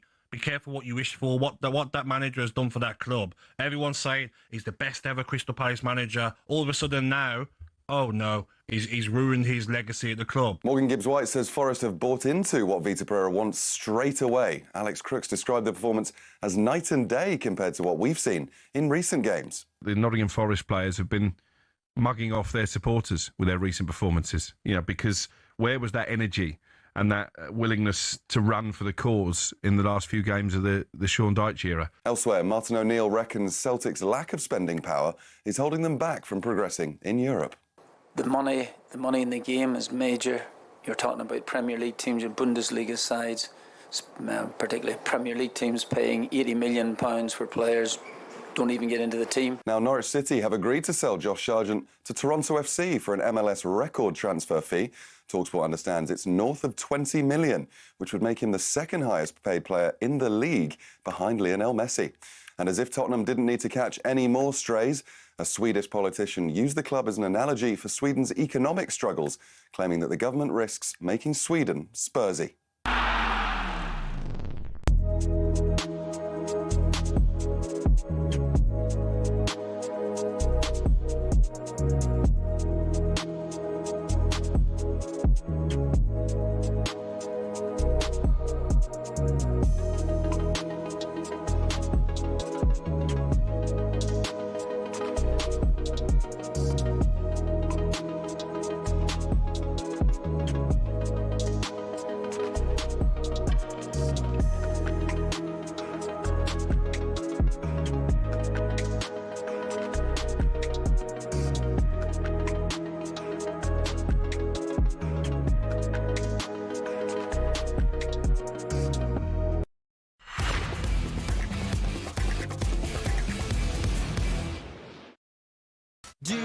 have the time to listen to me whine about nothing and everything all at once. Is this who you saw? I am one of those. I bet you can't do a bit when it explodes in a minute. It does go nuts, doesn't it? So. Oh, it goes nuts. Turn out right, go nuts in a minute. Da, da, da, da, da. I'm sure it goes nuts. While waiting for it to go nuts, the answer to the question: which manager has Pep Guardiola come up against the most times without winning a single? Thomas Tuchel. You cheated. No, I didn't. No, you didn't. It's Fabian Hertzler. Yeah, perfect. Turn up. There you go, nuts. Have you seen the stage show for this American Idiot? What'd you call me? Exactly. Have I seen stage show? The stage show of American Idiot, which is there magnificent. I've seen it 4 times. So good. It's not on. Why not fifth? Why not fifth? It ain't on at the moment. Tell you what I saw that was amazing that you might like, because we were talking about comedy before. I can't remember what it's called. It might be called The Last Laugh, right? It might not be. But it's 3 actors that play Bob Monkhouse, Eric Morecambe, right, and Tommy Cooper. Oh. It's fantastic. Is it? Yeah. Where's that on then? It was on in Shaftesbury Avenue.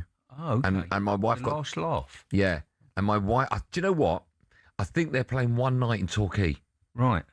Which in itself sounds like its own stage show, doesn't it? One night in Torquay. But if you get the chance, you got to see that. It's mind-blowingly good. Okay. Right. Still to come, a look ahead to the weekend's North London derby. We're doing that at 6, as you would imagine. But we're going to turn our attention now to a bit of rugby league. Oh, yeah. Thank goodness. Because Hull Kingston Rovers held off Brisbane Broncos and a fight back as well, Stuart, 30-24, and claimed the World Club Challenge for the first time in the club's history. You, of course, know that they led 18-4 at half-time, I didn't know that, and survived a Broncos second-half comeback to become the 5th ever Super League team to win the World Club Challenge. By the way, I don't know any of this, I'm reading it.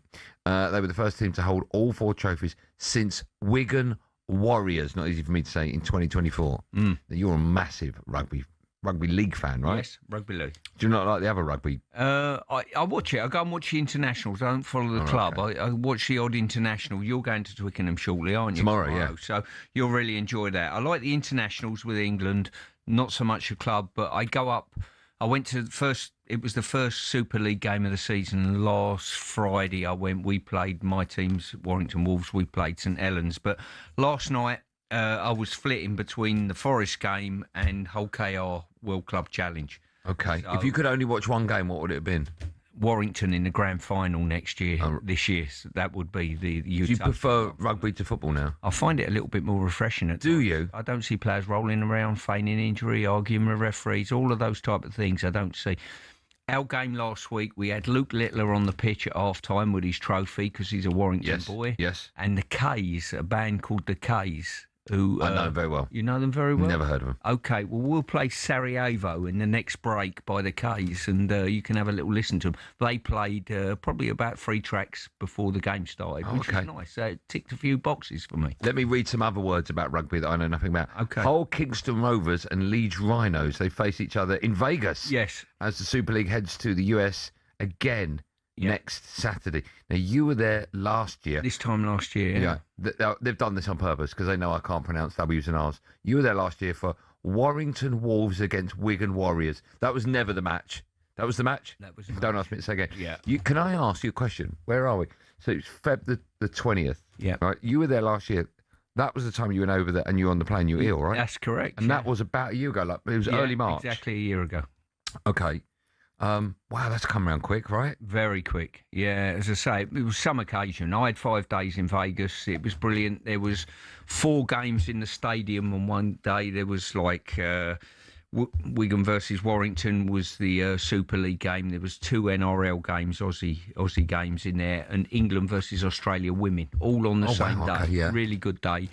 And it was just brilliant. The rugby fans intermingled in Vegas, you know, so it looked a little bit unusual, really. So many Northerners certainly over there. But it's brilliant. A brilliant occasion, real feel-good factor, and it's the first time a Super League game's ever been taken abroad. Okay. This year, obviously, next Saturday, I think it is, Hull KR play Leeds. So there'll be thousands of fans going to watch What is it about rugby league that you... So I'm seeing tomorrow England... Union. Yeah. Right. Would you go to Union? Yes. You are a fan To equally? see England. I To would. see England, all right. Yes. Because it's a big old game I've got tickets for tomorrow, right? Oh, brilliant game against Ireland. Oh, right, okay, Fantastic. And you've not been before, have you? Can I ask, this probably shouldn't be my first question.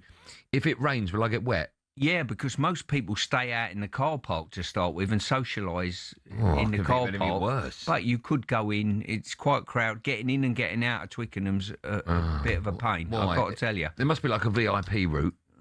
Well, yeah, but you won't get in it.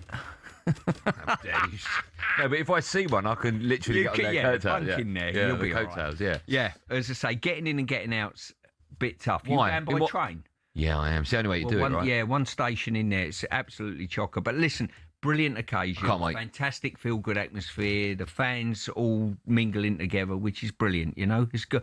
The rugby does a lot of good things. The animosity with the football fans is there, but in the rugby, it's not so much. No, it's not. Someone said it was like going to like the horse racing. Yeah, that kind of crowd. Exactly that. Jolly hockey sticks. Yeah, yeah. What's the phrase I've got to learn? It's got to be a hundy p. Hundy p. Yeah. Hundy p for 100%. Yeah. I've got to learn that. Just quickly going back to the fact that you had that moment. Was it actually a heart attack you had? No. What was it you had? I think I had a sort of COVID-related. My resting heart rate went up to 155, which was ludicrous. But, wow. But the Virgin flight crew were magnificent, looked after me brilliantly, and then they dropped me off in Canada, to be fair. So I was 5 days in Vegas. What do you mean dropped you off? Literally. Opened the door? They hooked me up to a machine on the aeroplane. Yeah. And sent the results down to a doctor on the ground who was reading the results of my heart and whatever. They give me medication on the plane. And he advised the pilot to drop me off. Divert. So we diverted to St John's in Newfoundland. So, to be fair, there was a lot of rugby fans on there, so coming back from the game. So they probably thought, well, he's half one of us. He's come for the rugby. Yeah. So they didn't give me too much abuse as I was wheeled off. So I had 5 days in Vegas, 10 days in Newfoundland, 5 in hospital and 5 in a hotel. So it turned out to be 15 days. Do you mind talking about it? No, it don't so matter. you're not. I wouldn't say you are quite a proud man, right? Yeah. Well, but you're a tough man as well. No, I wouldn't say that. Well, so because there'll be people. I'm a listening. matter of fact man. That's what I. Okay, am. matter of Very fact. matter The of reason fact. I asked that there'll be people listening that might one day, like hopefully this will never happen, but be in a similar situation, right? And they might go, it's nothing. I'll wait till then. Yeah. What was it that made you think actually I need this checked out right now? I was feeling my heart a little bit, probably just before we got on the plane, but I thought it was a little bit indigestion or something of that nature. We got on the plane, and after I tried to sleep it off, and after 3 hours, I thought I'm going to have to report this to the stewards and whatever. Yeah, stewardess. Yeah, stewardess. It's all football. Yeah. So the gaffer. At that stage, I said to him, "Look, I've got a bit of a problem. They're brilliant. You know, they come, sat next to me. How are you? What are your symptoms? Whatever." And I can't speak highly enough of the Virgin crew. They were magnificent looking after me. I got to say, so good.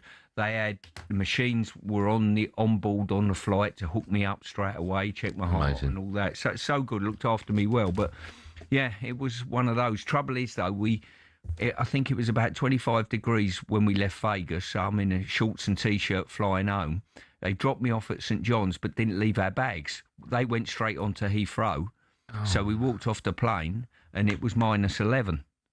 So you are kidding. No, it's a bit of a swing in temperature, to be fair. Wow, that is insanely cold. And so, what did you have on? Shorts and t-shirt? Yeah. And no one went, actually, he's got shorts and t-shirt, and he's ill. Let's get him. Yeah, well, and we've been to Vegas, because when we landed, the medical team that met us at the aircraft didn't know where the plane had come from. They just knew something's been diverted in an emergency. So when they wheeled me into the back of their ambulance and asked me the questions, have you got any history in the family of heart problems? No. Do you take drugs? No. Do you drink? No. Do you smoke? No. Where you been? Las Vegas. They looked at me and laughed. Do you gamble? No. No, exactly. I don't gamble either. So I'm really boring. What the hell? I said I'd just been out there for the rugby. That's amazing. Yeah. And how quick that year's gone, right? Yeah, flown by. Right. Really good. Let's excuse the pun, but flown by. Yeah. But listen, the Rugby League, brilliant. Good luck to both teams, spreading the word of Rugby League in North America. Fantastic. If you had England in the World Cup final, and what's the biggest final your rugby team can get to? Grand final. Okay, they're in the grand final. Yeah. Both on the same time. And two phones go off. Shoot, we've got a ticket for you. Which game are you going to? You know what? Honestly, I've got to go to the grand final. We ain't won it since 1955, I don't think, Warren. We ain't won it since 66. Yeah, it's further. I think if you do the maths, mate, you know what I mean? Those 11 years, right? We'll get there eventually, England. Right. You know, but if there was a here and now in my hand, I'm a That's supporter. great that you say that. That's great you say that. Yes, I just love the sport. Can I ask, sorry to go down the rugby, but we've never had this yet. Why didn't you ever play it as a kid? If you love it that much. I was a coward. I'm all right picking on little Stuart wingers. Pearce has never been a coward. No, honestly, I'm all right picking on little wingers, you know. Right. That's fine. But when I've got whoppers coming at me, I used to play rugby union at school, but mainly to kick the ball over the post. That was about it. But, I mean, presumably, I remember the Stuart Pearce as quite like a strong, broad footballer. Were you always built like that? No, I was quite small. When I left school, you draw things out of me. My mum took me to the doctors when I was a kid, so I weren't growing up quick enough. What, your height, you mean? Yeah, I was quite very small. When I left school at 16, here's one for you, I wanted to join the old Bill. So I went for an interview with the Met Police, and you had to be 5'8". So I knew I weren't 5'8" at the time. So I can tell you at the age of 16, I was probably about 5'7.5", which is quite small. Yeah. At that age, I think. Okay. Yeah. So I was quite small. So I weren't this big burly Stuart Pearce individual. I'm only 5'10.5" now. Yeah. So and that's with heels on. Except with Cubans on. Exactly. I meant high heels. But when you were a kid, then you didn't want to play because you thought you were going to get hurt. How mad's that? Not that I didn't want to play. We played so much football at school, so I was in a brilliant school team. Yeah. You know, champions of London, that type of thing. But the rugby teacher we all said, look, we don't want to play rugby. And he used to play for Wasps, the second team. And he come up to us and said, unless you play rugby, you ain't playing football. So we said, all right, we'll have a game of rugby then. Yeah, but it wasn't for you. If both would have come calling... No, I played all the games. I know, but you just... If both would have come calling, would you have gone rugby? No chance. Oh, fine, okay. No. I love watching it. I love watching rugby. But not being involved in it? Yeah, to be fair. Okay. That's for rugby's lost its outgoing. people. Exactly. People aren't cowards. Exactly that. Still to come on Drive. We'll hear who Jason Cundy was talking about here. Well, he's a little bit of a lost soul, I think. Blimey. We'll also find out what on earth was happening on today's mid-morning show. Crook, do you reckon you'd belly flop that? I don't want to know. And we'll get the latest on the beef between me and O'Hara. Go on, say something nice about He's scruffy. I'll take that. All that and loads more coming up on Drive with me, Andy Goldstein, and the ledge that is could have been the rugby star, but no, one of England's finest, Stuart Pearce. So long. When you spend a lot of money on a permatan, you don't want it washed off pre-game.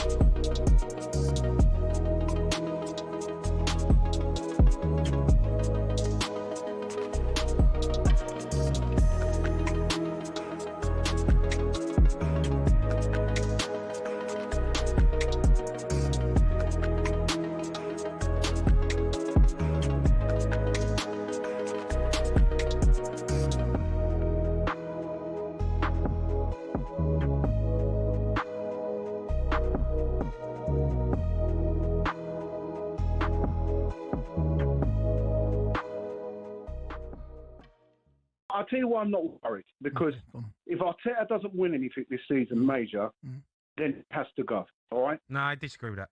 No, well, you would, wouldn't you? But we don't sack managers every other week. But you can't sack a manager who gets to the latter stages of every competition.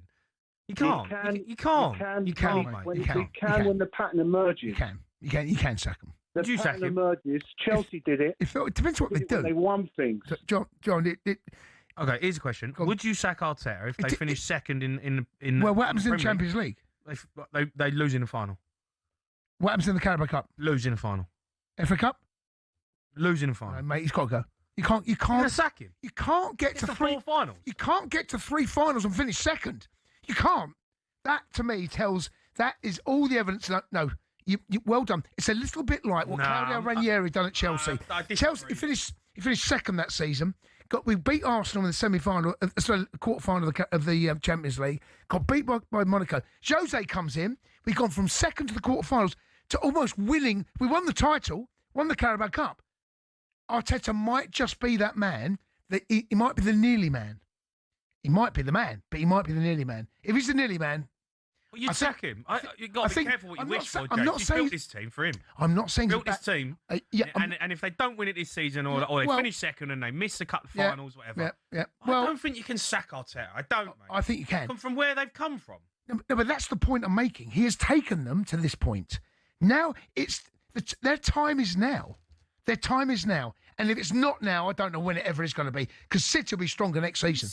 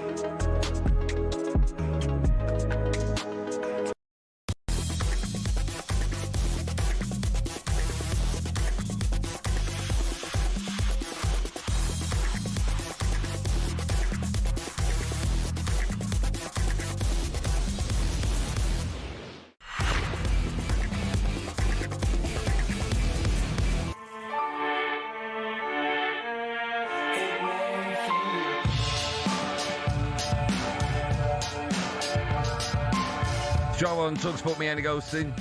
The music guru, Stuart Pearce. Who's this? I think this is Fontaine's DC, if I'm not mistaken. Saw him in Finsbury Park with Kneecap and Hammer and the Sniffers this summer. Very good. See, the last part of that, I no idea. I don't know if someone got injured or it was a group. Well, I'll leave it with you. I can't explain to you. It's from a TV show, right? Yeah. It's from Mobland. That's it. Yeah, that's good, that was.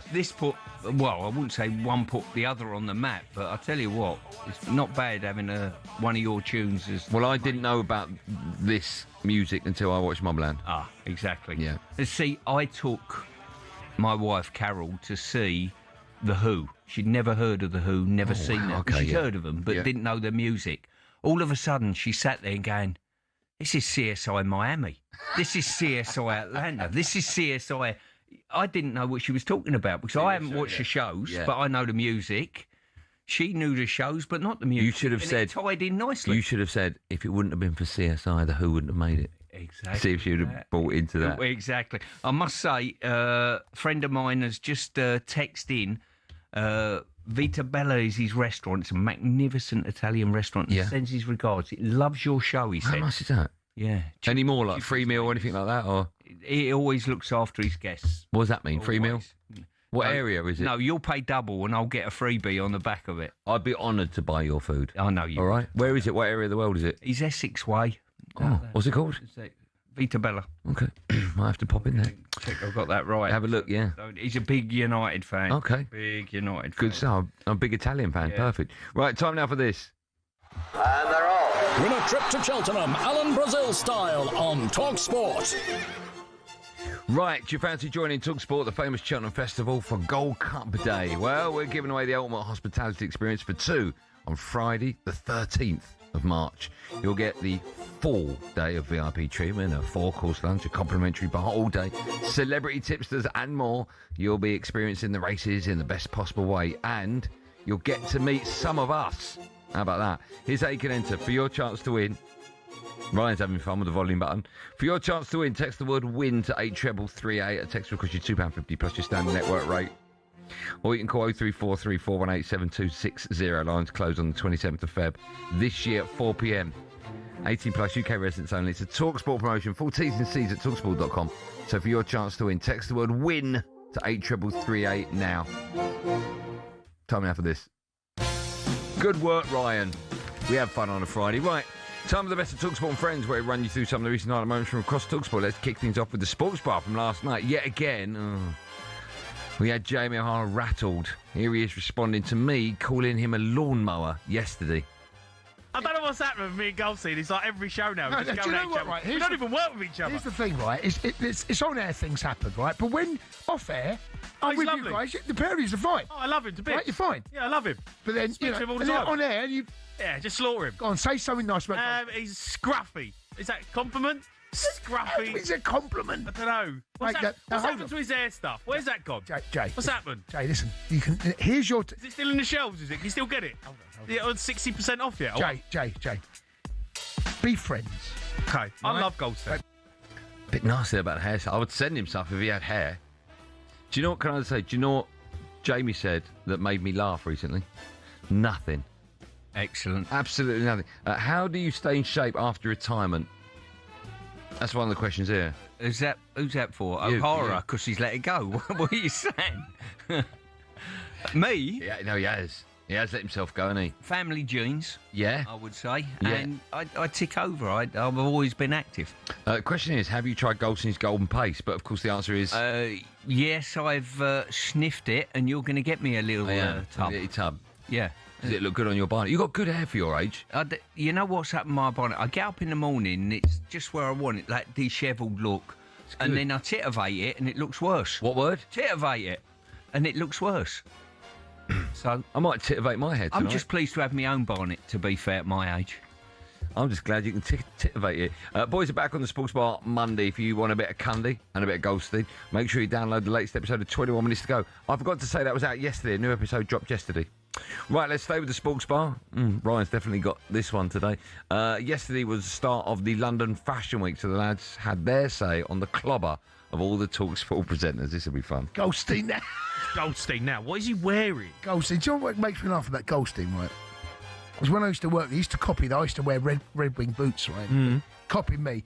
I used to wear the boots. Yeah, now he's just copying Where's he Bent. getting it from? Now he's just copying Bent. Yeah, so basically what That's you're all saying, he's doing. he hasn't got his own identity, has he? Well, he's a little bit of a lost soul, I think, when it comes to like A fashion. lost soul or a lost cause? I wouldn't say lost cause. I mean... I was with him the other day. He's just wearing Bentley's trainers. But, do you know, he looks all right, actually. I mean, No, it's I not don't my... know if he does, I mate. couldn't rock that. I don't know if he does. Imagine getting fashion advice from Mr. Hollywood. Huh? The back in the... His words, not mine. The back in the day, posh and Bex, O'Hara said, about him and his ex-wife. Dear, oh dear.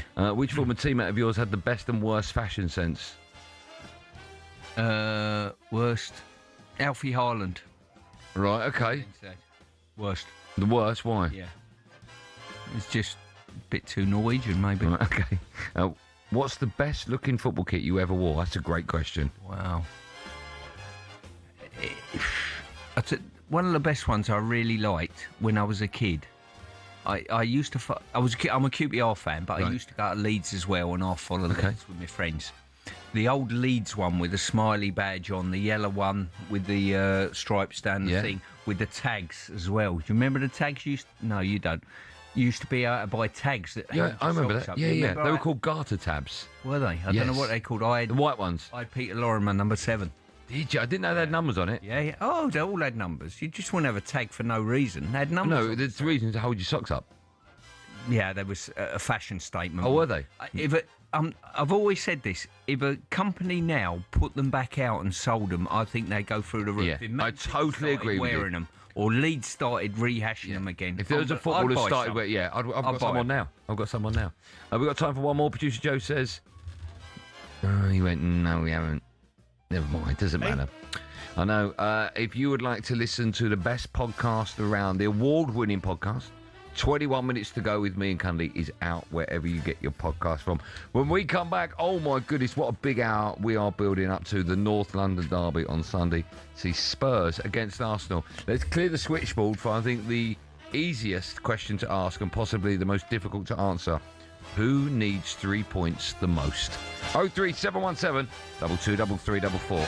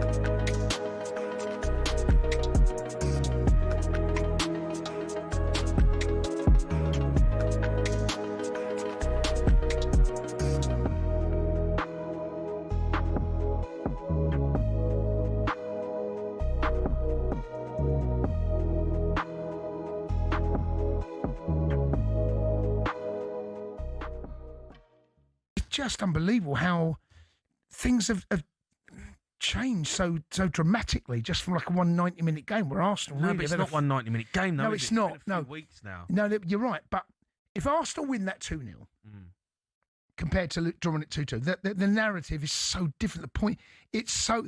We're talking about now, you said it last night, Championship rounds, we are there. We're approaching that time now. Mm-hmm. And here's the funny thing, right, is that it's Man City, right? They're not putting Arsenal under pressure. This is not like Man City and Liverpool going toe to toe, where City win, Liverpool win, City win, Liverpool draw, City win, Liverpool win, City. And do you remember that under Klopp and Pep, right? Yeah. You know, and I remember when Chelsea were like going toe to toe with Man United. You know, there'll be that they win, and you have to go. And there's like the points difference was minute, and every result mattered. The only reason that Man City are back in this title race ain't because of Man City. It's because of Arsenal. That's the reason they're back in it. Not that Man City are like putting pressure on them. The only pressure that's coming is from. So you think it's more about them stumbling than yes, actually? 100%. This is not. But I think From the Toffees to the Tractor Boys, the Eagles to the Seagulls, Gunners, Bees, Hammers and Magpies, Premier League teams have got a load of crazy nicknames. Ever wondered where they came from? Let's start with Everton. They're dubbed the Toffees, but why? Well, because when the club was formed, just down the road there were two local toffee shops. Ye Ancient Everton Toffee House and Mother Noblet's Toffee Shop were big fan favourites. Next, they say if you can't beat 'em, join 'em, and that's exactly what Ipswich Town did when it came to their nickname. The term Tractor Boys used to be chanted by their opponents as a way of putting the team down for their farming background. But during one game back in the late 90s, Ipswich were 1-0 up and they decided to flip the script. 1-0 to the Tractor Boys, they sang, and a new nickname was born. Let's head to Leicester, famous for more than just a red, well, orangey cheese and Jamie Vardy. Leicestershire is also the birthplace of fox hunting, hence the Foxes. Next up, turns out apples are not the only fruit that don't fall far from the tree. Bournemouth's nickname, the Cherries, comes from the fact the club's stadium was originally built right next to a bunch of cherry orchards. This next story actually involves two club nicknames. It started with Crystal Palace. They were having an absolute nightmare run back in the early 70s. They'd been relegated after a terrible spell and manager Malcolm Allison decided enough was enough. He wanted a new nickname, something strong, fast and destined for success. Something exactly like an eagle. But there's more to this one. Brighton were in search of a nickname too, and Palace finally gave them what they needed. In a heated match between the two back in 1976, Palace fans began chanting, "Eagles, Eagles." And some clever Brighton fans came up with the perfect reply, "Seagulls, Seagulls." Not all club nicknames have a crazy story though. Take the Gunners. That just comes from the fact a group of munitions workers in the Royal Arsenal factory in Woolwich set up the club in 1886. On the flip side, some nicknames seem simple, but there's a bit more to them, like West Ham. The Hammers is actually nothing to do with the ham part of the name. It comes from the fact the club used to be called Thames Ironworks FC and was made up of workmen and shipbuilders. So next time the away end's chanting their crazy nickname, you'll now know exactly where it came from.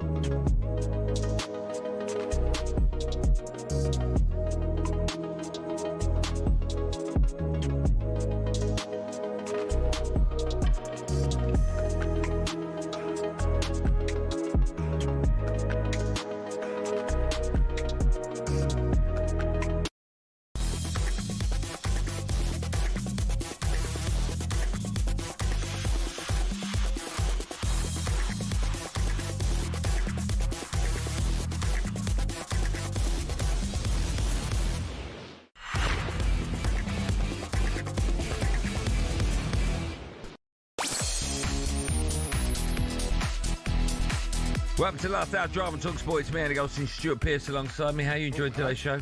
It's running along rather nicely, I'd say. Good. I mean, we're into the home stretch now. Less than an hour to go. It's flown by. It does fly by. Always show, a good sign. Oh, Moose, I'll speak to you after the show. I'm just busy. No worries. Okay. Still to come, we'll be looking ahead to the weekend's games in our EFL corner. I know you want to talk about certain... What game do you want to talk about? Blackburn? Blackburn, Preston, big derby game. We'll talk about that. Talk to derbies. We're going to talk about a big one now, one of the biggest. But out of Spurs and Arsenal, who needs the 3 points the most? This is the Premier League. What happens next? Harland edge in the area, shoots early!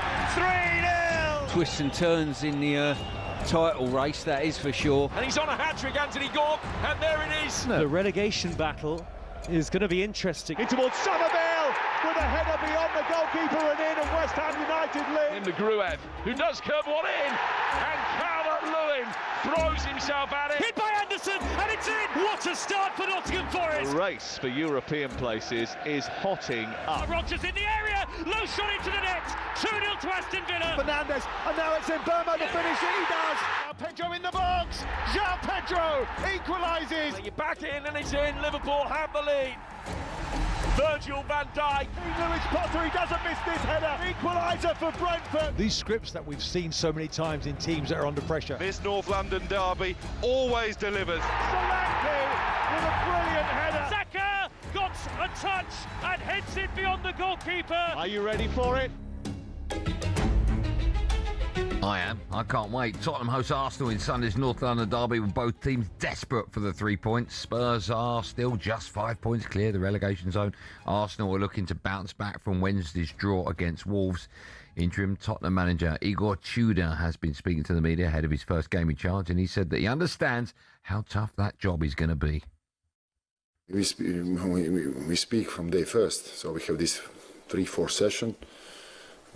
From day first I go immediately very concrete things because there is no time to lose. Even with choosing the exercise, I need to choose the exercise for that in a short period they can do the improvement. You know, not losing too much time on basic principles. Maybe sometimes I do. You know, so what I said is it's not, of course, possible in short trainings to do big changes, of course, but something we need to see. And I'm sure that we will see something. I saw the players very available, very motivated to turn on the things, you know. So that's nice starts. Massive game. Can't wait for this one. What do you make of a new manager coming in with such a big game as his first game in charge? Is it the right thing to do? Because effectively, you're on a no-lose situation, right? If Spurs lose, it's like, well, we haven't had enough time. And if he wins, it's like, oh, how's he done that? Is it the right... If you were the new manager of Spurs, would you want this game? You always want to come in with a game that you think we can win this one. Yeah. But if you look at Michael Carrick, his first 2 games, what did they have? My goodness, the Manchester derby, they had Liverpool as well, and Arsenal away. They went and won both. Oh, this time round, yeah, incredible. So, put it this way, he's got the fans on his side straight away if they get a result against Arsenal. And when I say result, that might even be a draw in Spurs' eyes. Yeah. That stops Arsenal charging on for the title. Yeah. Arsenal have won 6 of their last 7 Premier League games against Spurs, drawing the other. Yeah. Spurs haven't beaten Arsenal since May, 4 years ago. When you're a player sat in the dressing room, does that mean anything? I don't think it does on any given day. But listen, from a media point of view, you look at that and you look at trends, and it probably shows the ascendancy that Arsenal have had consistently over Tottenham over these last few years, and that's probably about right, where they're finishing in the league compared to the other. What's been wrong with Tottenham? It's mad that we're talking, again, second season on the bounce, of Tottenham near the bottom 3. They realistically, they weren't in danger of going down last season. The gap, I think, was 13 points. Yes. So they were never going to be sucked into that. But they are this time round. Why? What's gone wrong for Tottenham? I think the European campaign is tough. I really do. You know, teams that run a European campaign alongside their league campaign's tough unless you've got almost a bomb-proof squad to run with that. You know, like Man City are used to nowadays, or probably Arsenal are, and the like, and Liverpool. Makes it really tough from their point of view. And the recruitment you would look at and say, has it been stellar? Maybe not, you know. And I've got to say, I probably question the commitment of one or two when I've been at Tottenham covering games, and you thought, I'm not sure you're totally on side of the manager on occasion. When you look at the new manager, and previously in the past, he does prefer, we're led to believe, 3 at the back. Spurs have got their captain Romero. He won't be able to play after that red card, of course.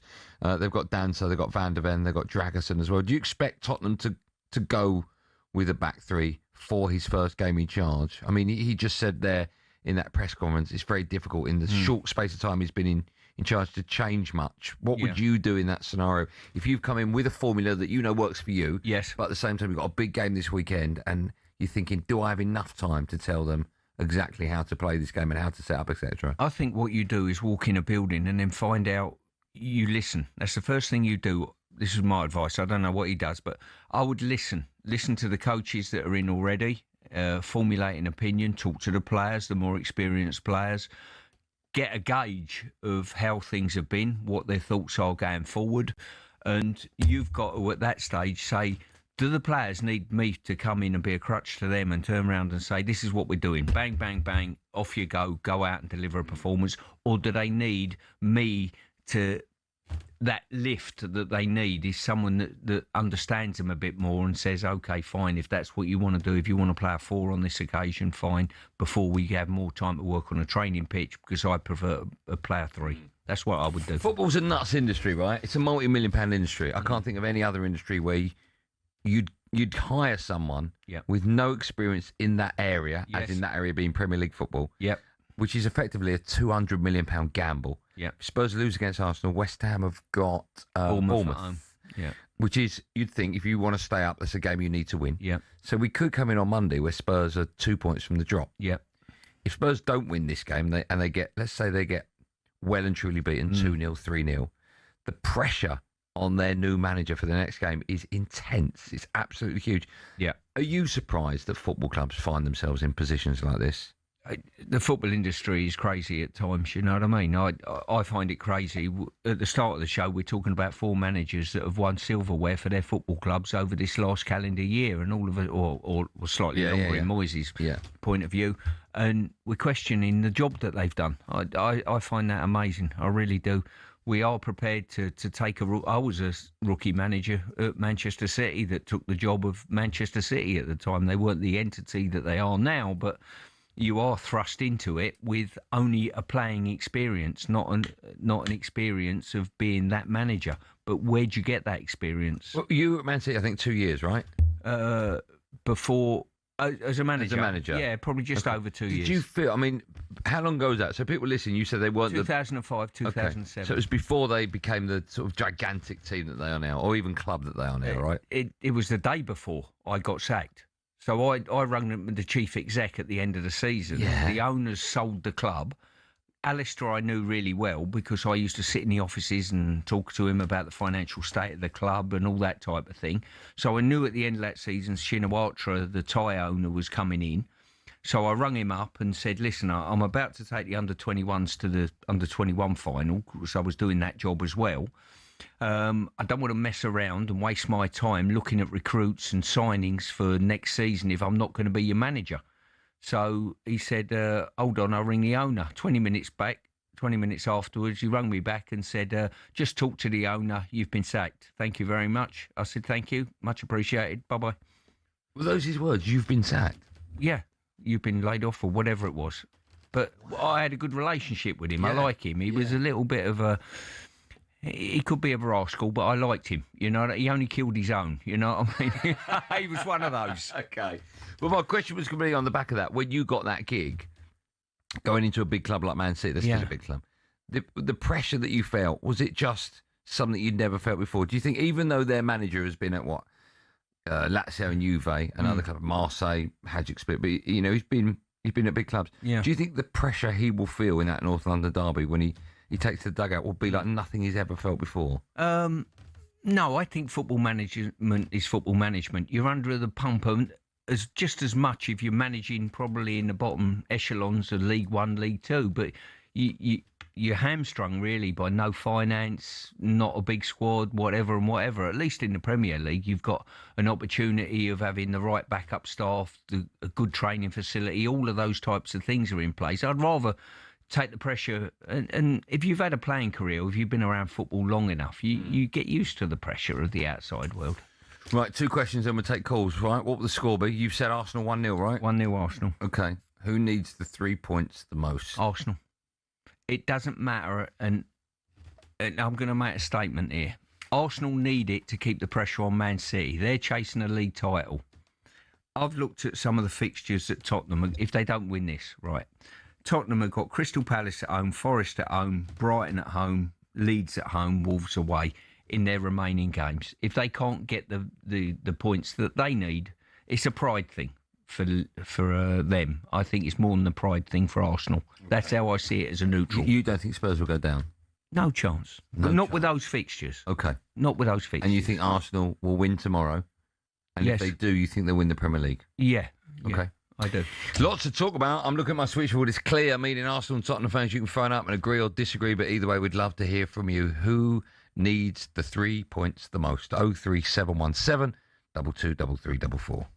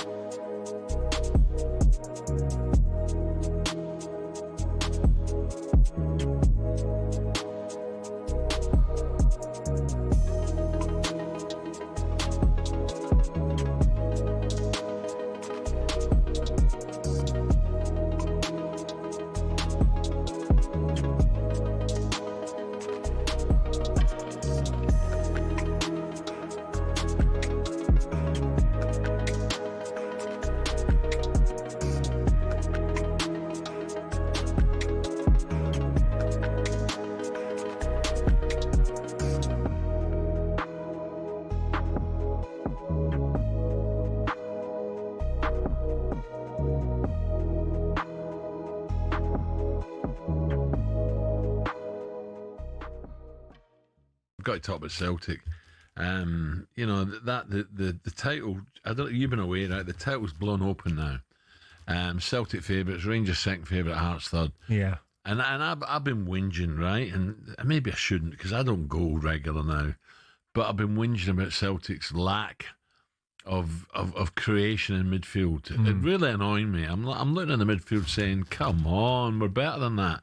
Anyway, they got absolutely gubbed last night. But what I didn't know was, right from the first whistle, the old tennis balls. Yeah. Martin O'Neill said something about it. All I'm saying is this, right? I'm not trying to cover up a shocking result. Celtic got pumped, absolutely pumped, 4-1. But I'm not talking about that because Stuttgart are probably a decent side, better than Celtic. Yeah.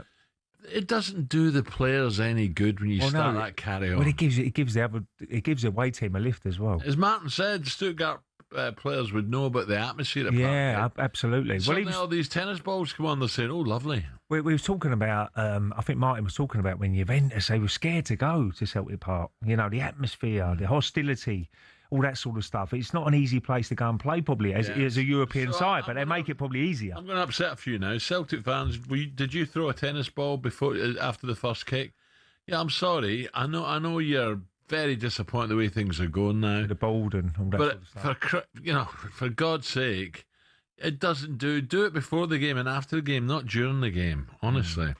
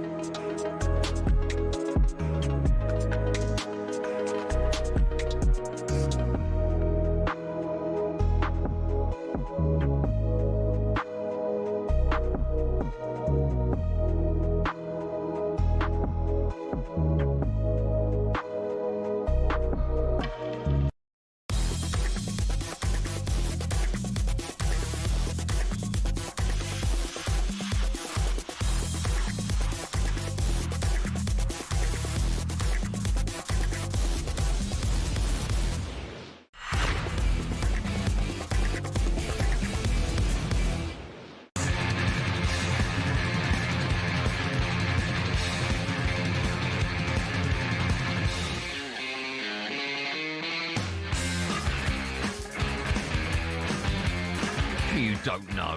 This is one of yours, Stuart. Arctic Monkeys. No, Not one of yours? No, I like them. They're all right, but not really in my... Why are we even playing it then? Why don't you check with Mr. Pierce? Thank you. See, amateurish. I've told him Carter and the Unstoppable Sex Machine. You told that? Where is it, my friend? What's going on? Huh? Only live boy New Cross. I've told him that. They're looking for a clean version, I'm led to believe. No, it's not. There's no swear words. No swear. That's just a lie then. You've just lied to Stuart Pearce there. You two should be ashamed of yourselves in that room. That is embarrassing, by the way. Lying to an old man about his... Well, me or you? His record... Well, both of us, really. About the record choice, because they couldn't find it. Apologise to Mr. Stuart Pearce. Apologise to him. All right, I'll be coming through your office on the way home tonight. That's not good, boys. Evening, welcome, thank you. Never seen rain. Nothing much. It's better be clean. I haven't checked it. You sure there's no naughty words in None. it? You mother. That's a lovely tune. Does it stay like this? All the way. This is not the type of music I put you down for. Give it time. And the joy. Feeling lost. And it doesn't kick at all? It's on its way. Oh, it does kick on. Wind it on a bit, Ryan. Oh, it's all right. It's coming. Oh, it's coming. How long are you going to be?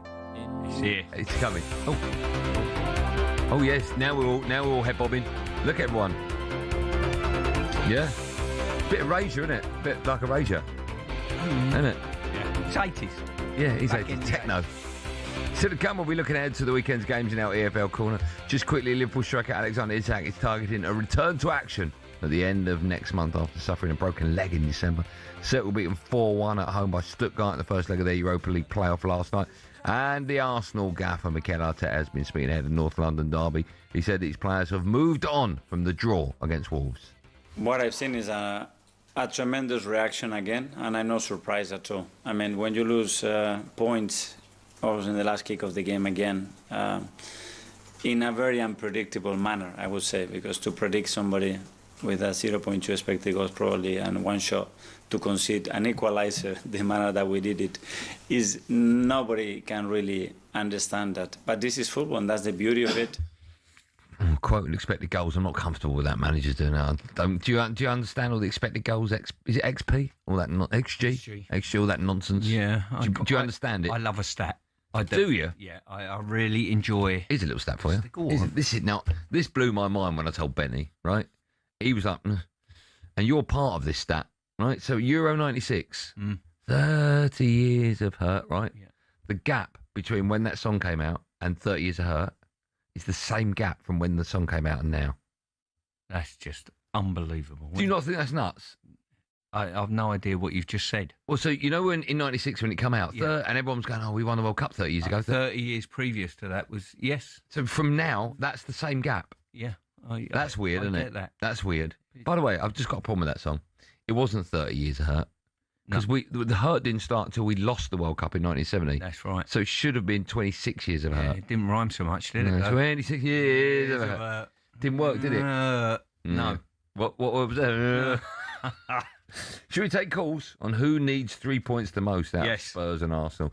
Let's speak to Nick. He's a Spurs fan. Hello, Nick. How you doing, guys? We're great, All man. good, thanks. How are you? You well today? Yeah, very good, very good. Thanks for having me on. Our pleasure. Are you going at the weekend? No, I'm not unfortunately going on the weekend, but I shall be watching with a few of the Spurs boys. Okay. What's going to happen? Let's just say I'm a little bit more optimistic than I would have been, let's say, maybe a week or 10 days ago. Why? Because of their form or your new manager? I think a bit of both, to be honest, because, I mean, if you go back to the City game up at Anfield, I mean, you could probably hear the Gooners celebrating the title with, 10 minutes to go, 15 minutes to go, whatever it was. And then those two goals kind of really reeled them back in.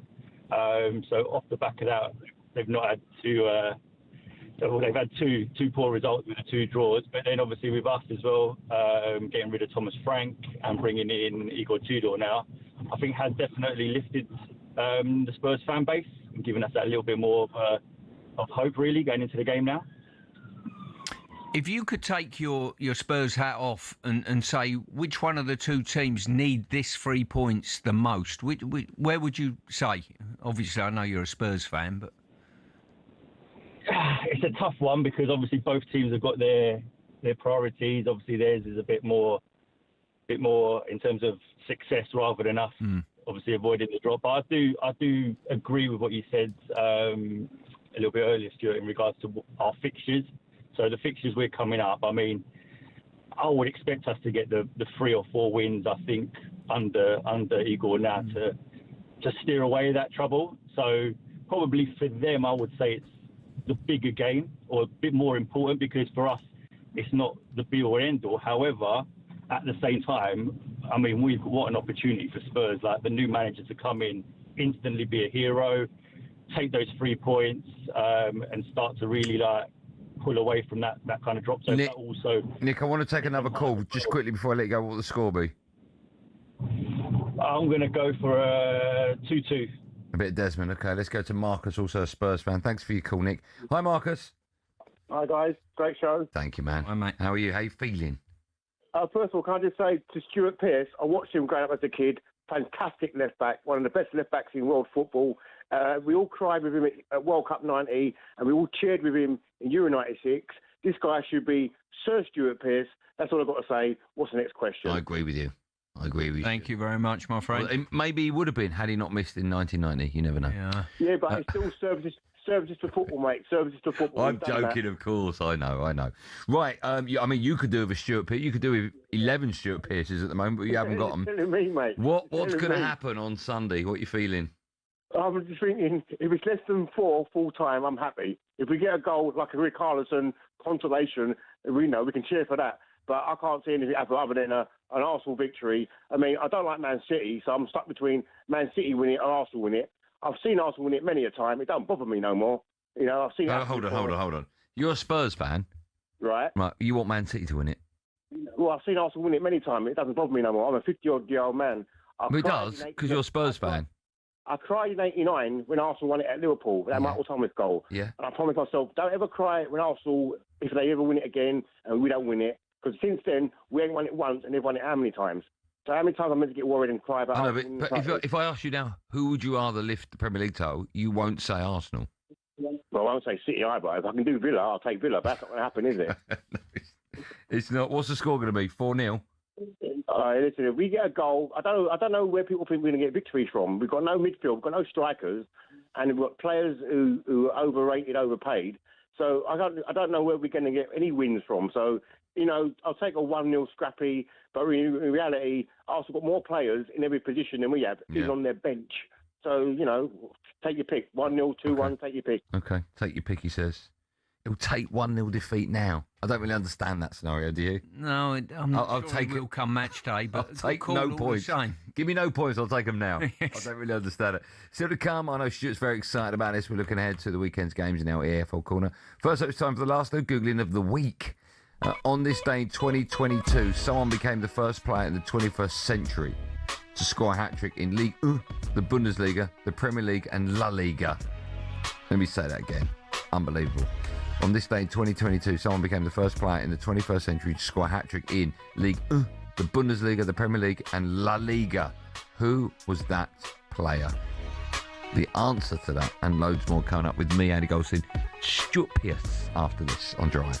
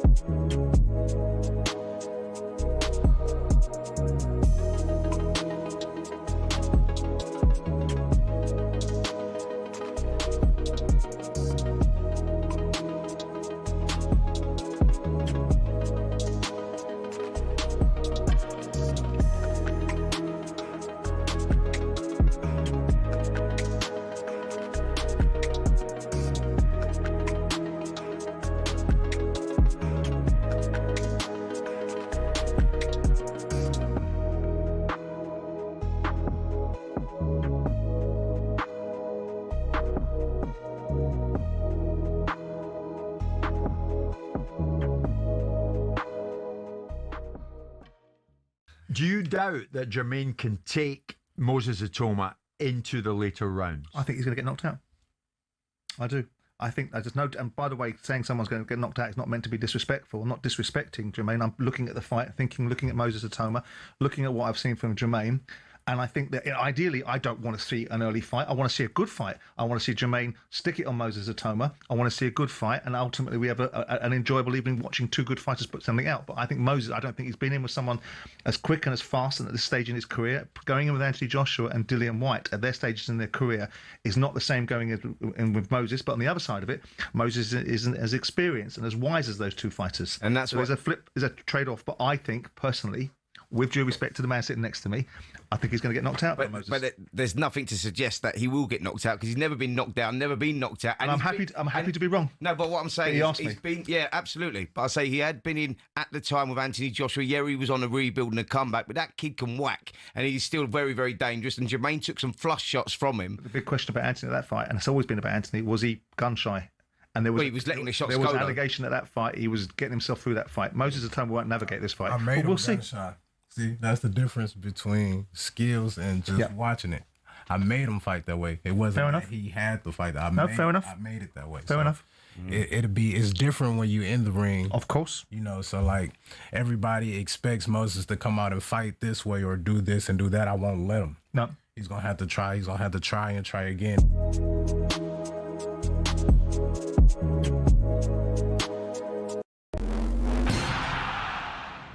Boxing. It's a sport that makes multi-millionaires out of the world's best fighters, but it's not as flush with cash as you'd think. We all see how much the likes of Tyson Fury or Canelo Alvarez make every fight, but that's not the case for those just starting out, or those who aren't even at that level. For example, if you've just turned pro and don't have a promoter, you have to sell your own tickets, cover the cost of the venue yourself, and pay the tax man at the end of it. You might not even break even, but if you do, you're looking at 5 to 10 grand max. A mid-tier fighter might make more like 10 to 50 grand, but you still have to give up half of that in costs. So unless you're fighting for a world title, it's tough to make money. One potential way of doing it, though, is being a journeyman. Here's former European champion talkSPORT's Spencer Oliver explaining how that could work. They want to fight every week, and they can be going in against the prospects, so they can demand good money, and they might be demanding like 5 grand, 10 grand for a 6-rounder or something because they're going in with a prospect. He gets through that, the journeyman gets through that fight, and he can fight again next week. I mean, even so, it's not much, and you're getting punched in the face for a job. It's only really at the top level, i.e. fighting for titles, where you're earning up to 6 figures and can afford a diamond chain or that Ferrari. So boxing isn't a sport that allows you to retire at 40 and live a life of luxury. Much like a lot of other sports and jobs in general, it takes an awful lot of luck quite early in your career to really make it worth your while.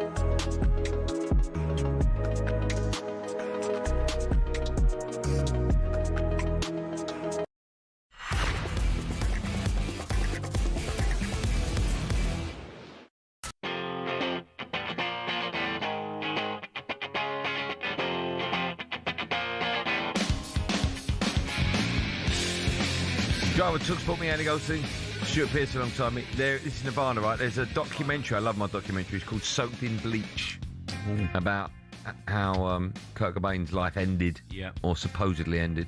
It's a fantastic documentary if you like it, Doc. Soaked in Bleach. Before the break, I asked the question, on this day in 2022, someone became the first player in this century to score a hat-trick in Liga, the Bundesliga, the Premier League, and La Liga. I'll give you a clue, right?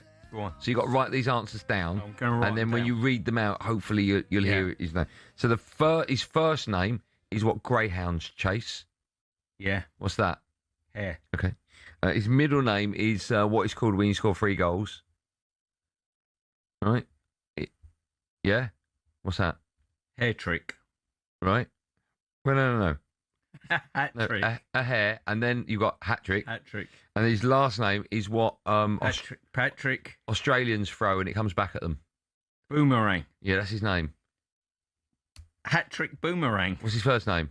Patrick. No. Hair trick. A hare. A hare. A hare, hat-trick, boomerang. A hare, hat-trick, boomerang. Who have you got? Nobody. That's it. That's the player. That's an unbelievable clue. Say it again. A hare, hat-trick, boomerang. You can't hear that footballer? Patrick Aubameyang. Yes. Pierre-Emerick Aubameyang.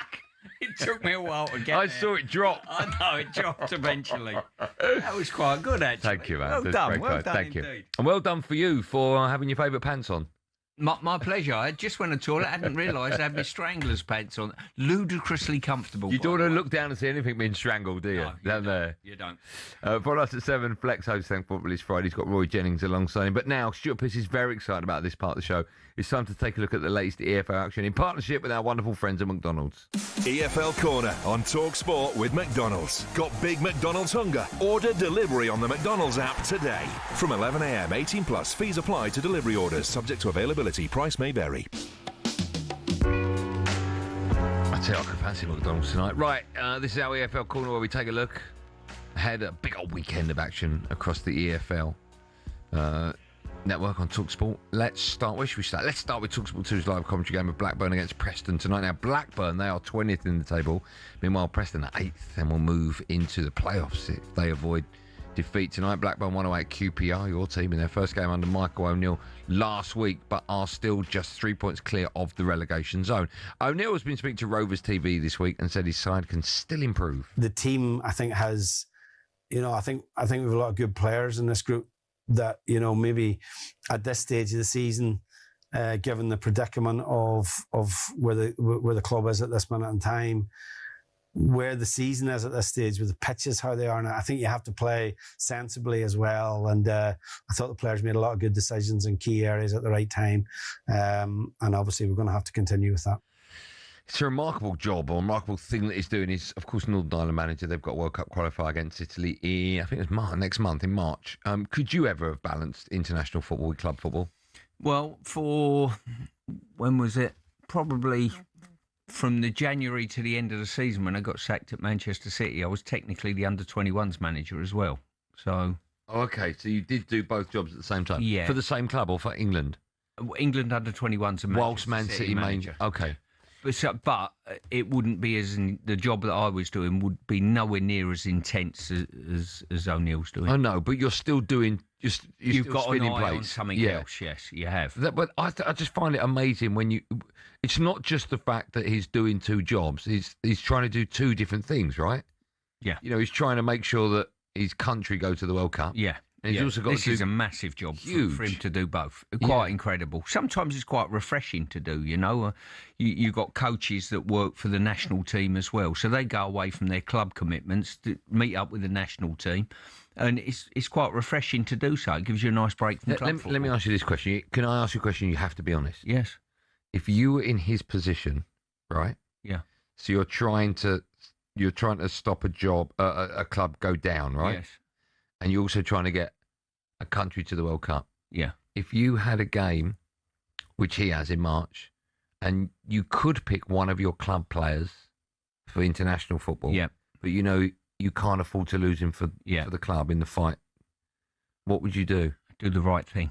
And what would that be? If the player's right and good enough to be in an international fold, you have to pick him. So you would risk him? You would risk him? Yeah, I don't see it as a risk. If someone was to deny me an international cap, because they were looking after me, I wouldn't be particularly... Would you try and talk him out like, hey, feeling my legs a bit, maybe you should stay at home? Well, potentially you might, but I've encouraged players to go away because I know what it means to me to play international football. Yeah. So you have to do the right thing all the time.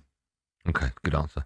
How did you see that one going, by the way? This is the game you wanted to talk about, right? Yeah. Okay, so it's live on talkSPORT 2 tonight, by the way. Yeah, I've got a little story from the Blackburn-Preston game. I used to work with, Tim Flowers, the goalkeeper? Yeah, wonderful goalkeeper. The cat used to be my goalkeeping coach at Manchester City, and he told us a story. He said they played, he was a Blackburn cat at the time, and they played Preston in a two-legged, I think it was a League Cup early round scenario, and they won the first leg quite comfortably. In the second leg, they went to Deepdale to play at Preston. And there was a bit of angst between both, and the ball went behind the goal, and the cat's gone round to go and get it, and Deepdale Duck, the mascot, was behind the goal taunting the cat, and by all accounts, the cat. This is what the cat told me. Yeah. We got in a wrestle, the pair of us, during the game.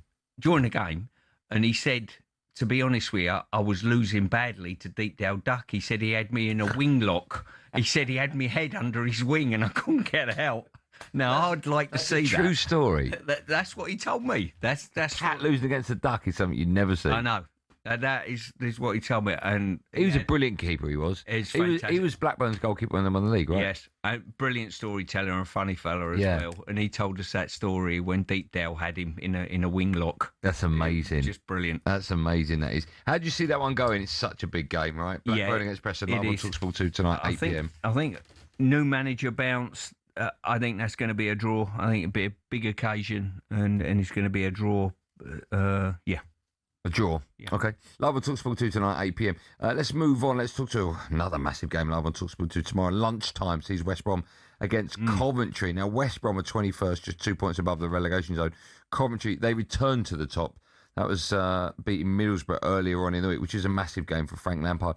After a poor run of form, it's gonna feel good, and also a relief for Coventry and Frank to be back on top of the Championship, right? Oh, without doubt. I don't think ever in my playing career or journey that every team that I played for as a Premier League player has been in the Premier League. We got a chance of Coventry getting up. That's as long as Forest and West Ham stay in the division. That will be the case. But Frank's done a brilliant job at Coventry, no doubt about that. They've had some tough periods since changing ground and the financial problems they've had over the years. So to see Coventry back in the Premier League will be absolutely brilliant.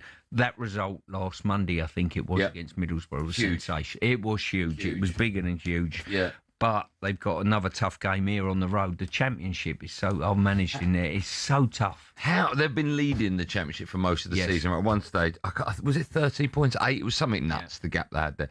If they don't qualify automatically and get into the playoff places, the low that these players will feel, it will almost be like they'll feel they haven't qualified for the Premier League. How difficult, it might not happen, they might go up. How difficult and dangerous is that going to be for Coventry and those players if they don't qualify automatically? I think it'll be a crushing blow for them if they don't make the automatic playoff. They've been there all the time, basically.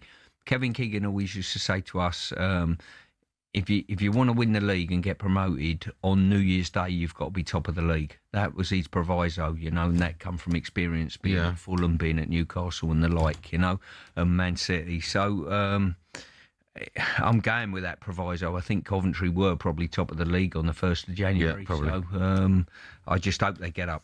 Okay. That game is live on talkSPORT talkSPORT 2 tomorrow at 12:30. How do you see it going? Away win? Away win, I'm thinking. Very low scoring away win. Now, producer Joe has said we must talk about this next one at 3 o'clock. His team, Ipswich, they're away at Wrexham. Of course, Wrexham done them in the Cup not too long ago. It's live on talkSPORT 2. Ipswich 7 points off automatic promotion, 2 games in hand. They're obviously in a good position. Are you surprised they're not in automatic places at the moment or not? Ipswich? Yeah. Well, the good thing is they've kept stability at the football club from being relegated. I think that's a really good thing. Yeah. I think come the end of the season, they'll be in the playoff situation. I think that. But then again, Wrexham have got a story and a half unfolding here, like you'd never know. They've been drawn against Chelsea in the FA Cup, which is an incredible day as well for the football club. So, listen, it wouldn't surprise. I tipped Wrexham to get promotion this year. Yeah, I thought momentum's going to sweep them through. Finances at the football club, they might be able to invest again. So consistency, Parkinson's got. Let me ask you, if you could offer Wrexham one or the other, what would they take? FA Cup win to win it, yeah, or promotion to the Premier League? FA Cup win, 100%. Really? I would. It's a trophy. Yeah. It's a moment in history. I think they'll get to the Premier League over the next 5 years if they don't get up this year. Yeah. I'm not sure they'll win the FA Cup over the next 5 years. Yeah. I would take the cup all day long, every day. Okay. Yeah, I can't disagree with you. How do you see that one going? Please say Wrexham win. Wrexham against Ipswich is live on talkSPORT 2 tomorrow. Can I say Wrexham to win? Yeah, I'd love you to. Look at producer Joe, he's devastated. Nothing against Ipswich, by the way, all the people of Ipswich. Was that the Joe that started playing music that was obscure to me that we hadn't asked for? That Joe? That was the two of them and Ryan. Yeah, heavy victory for Wrexham. Good. Heavy. What would you say, like 10-0? I think you've underestimated how good Wrexham are. I really do. Right, one last one. Sunday at midday. See Sheffield United against Sheffield Wednesday. That one live on talkSPORT 2. Big games this weekend. Wednesday on -7 points, of course. They'll be relegated to League One if they fail to win this one. Sheffield United, meanwhile, 15th, 6 points outside the playoffs. How much do you think Sheffield United fans would love to relegate their rivals this weekend? They're sharpening the knives as we speak to do exactly that. Chris Wilder, incredible manager. The job he's done, synonymous with a football club. Let me ask you this. Do you want that as a football fan? So I asked Cundy the other day about Spurs going down. Yeah. So Cundy's Chelsea through and through. Yes. And he went, I don't want Spurs to go down. He said, I love the games, Chelsea against Spurs. I'm the same. Do you think that, Sheffield United, Sheffield Wednesday, both sets of fans wouldn't want the others to get relegated because of that fixture? I couldn't guarantee that, but if I was in either camp, playing or managing or even supporting, I'd want the derby game. Yeah. I wouldn't want promoted. I never want, if I was playing at Forest at the time, I never wanted Derby to go down. When I played for Newcastle, I was really disappointed that Sunderland weren't in the division because I think that would be a great game to play in, So I think the derby games are what football's all about. Okay. Good, I enjoyed that. That was all thanks to our friends at McDonald's. EFL Corner on talkSPORT with McDonald's. Got big McDonald's hunger? Order delivery on the McDonald's app today. From 11 a.m, 18 plus. Fees apply to delivery orders. Subject to availability. Price may vary. Last section of our show coming up in just a moment, and in it we'll have team news for tonight's football and, of course, the end of show quiz.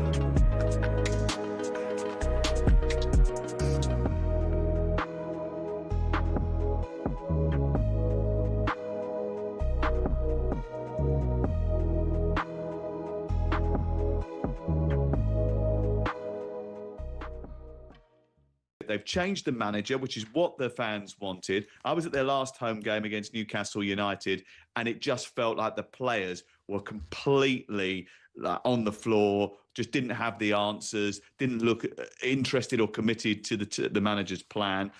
How will it be different under Igor Tudor, and has he had enough time to work with his players, Crook? I'm intrigued by this appointment because obviously one of the main factors is he's proven in the past that he can come into a team in a difficult situation, give them an uplift, put wins on the board, which obviously Spurs need to steer themselves away from relegation danger. But as Southampton found with Ivan Juric last season, who had a similar profile, there's a big difference between doing that in European leagues and coming into the Premier League and doing it. I do think you're right. I think the atmosphere around the stadium will be a lot more positive on Sunday than it has been previously. I think the change of manager, the fact it's not Thomas Frank anymore as much as anything, makes this a more difficult fixture for Arsenal. But what happens if they go behind early? What happens if they lose this game? That lightning rod effect that the Spurs hierarchy are obviously hoping for suddenly evaporates quite quickly. Yeah, it's slightly different in terms of the profile of the manager. I mean, you keep comparing Juric to Tudor, but Juric basically only managed teams in Italy, Genoa, and Hellas Verona down the bottom of the table. Igor Tudor has managed Marseille, Lazio, and Juventus. So it is a slightly different How many of those were in relegation manager. trouble when he took over? Because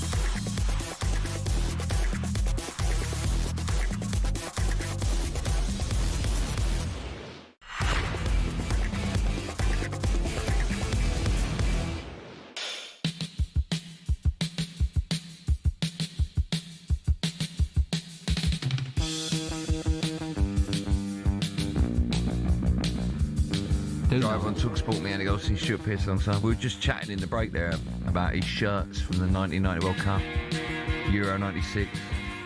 Unbelievable. We got next time you bring them in. But what's it like last day at school when you can bring all your gear in? I'll tell you what, if you don't, it will be. Follow us at 7 Flex. We'll be here hosting Thank Football. It's Friday over on talkSPORT 2. You can hear Blackburn against Preston in the Championship. Big game, of course, for so many reasons. Team news for that one is in. Mark Wilson has all the details. Willow, good evening to you. Good evening, boys. Yeah, two Lancashire rivals going head-to-head and both, as you said, in desperate need of points. New Blackburn boss Michael O'Neill got off to a flying start last week with that win at Queen's Park Rangers. A second win tonight would lift Rovers 6 points clear of the drop zone. For Preston, they've been struggling of late. 1 win in 7, but despite that, a point or better puts them back in the top 6. One change for Rovers, Pickering in for Affeline. They go with Tuth in goal. Alabiosu, Carter, McLaughlin and Cashin at the back. Baraji and Tronstadt in the middle with Morishita, Jorgensen and Pickering behind Good Johnson, who leads the line. Two changes for Preston. Offia and Jebison dropped to the benches. In come Hughes and Osmajic. It's Cornell in goal. Hughes, Story and Gibson the back three. Valentin, McCann, Whiteman, Devine and Vukcevic across the middle with Dobbin and Osmajic up top. We're at Ewood Park, live and exclusive on talkSPORT 2. Former League Cup winner Cameron Jerome alongside us for Blackburn against Preston. Do you know who I am? Do I care? Ronnie Pickering. Who? Ronnie Pickering. Who? Ronnie Pickering. I think he starts tonight. One more. Billy's with us in the studio. Evening. How are you, Billy? Yeah, really good. Billy, evening, He's come with purpose, hasn't he? Billy was born 2 years after you scored against Spain. Was he? That's unbelievable. I mean, he could be your son. The world stopped still that day. Did you know that? I did, yeah. No, you didn't. Billy, you don't even know what we're talking about. You don't even know who I am. Do you know who that is? No, That's just Stuart some Pearce. bloke that fills in for Darren Bent, and I. Just some old bloke. I saw Stuart in the station at London Bridge once. Yeah. And even though I've seen it at talkSPORT 100 times, I was like, that's Stuart Pearce. Yeah, whatever. Yeah. Wait, that's not. You didn't dip me, did you? I lost my wallet. Yeah, that you day. did. Yeah, you did. That's exactly what happened. Billy's in the studio because he presents the end of show quiz. I know he does. Oh, right, okay. I've done my homework. Billy, what are we doing today? We're doing a bit of guess the intro. Okay. Because Stuart loves his music. He does. So we thought it'd be a good No, chance. I'm unbeaten at this, Stuart. Are you? I've never ever lost this ever. Nice. That was Sail of the Century. I just. That was Sail of the Century. Used to yeah. watch that. Who used to host it? From Norwich. It's the quiz of the week. The blonde-headed geezer. Nicholas Parsons. That's him. Yep. That's what you're up against, Stuart. That's what you're up against. It's a high standard. Right, who's going first, Billy? Well, I'll let you decide. Well, it's got to be Stuart in it. I can't. I think so, yeah. Okay. Yeah. Good luck, Stuart. You get like 1 second. Okay. All right, we need the name of the song and the artist. Good luck. I know that is. No, don't know it. Oh, can it go on offer? I've actually got no headphones. Oh, what do you put them on? I don't want to say anything, but Stuart's stolen my jack, but I was too scared to say anything. okay. But I think I heard it through. Fleetwood Mac. Yeah. Go, okay. Go your own. You can go your own. Go your own way. That one. That was it. Was it? Yeah. Didn't pick that up. You've stolen that one, Andy. Yeah, I've got it now. That's why I'm unbeaten. That's good. I can see that.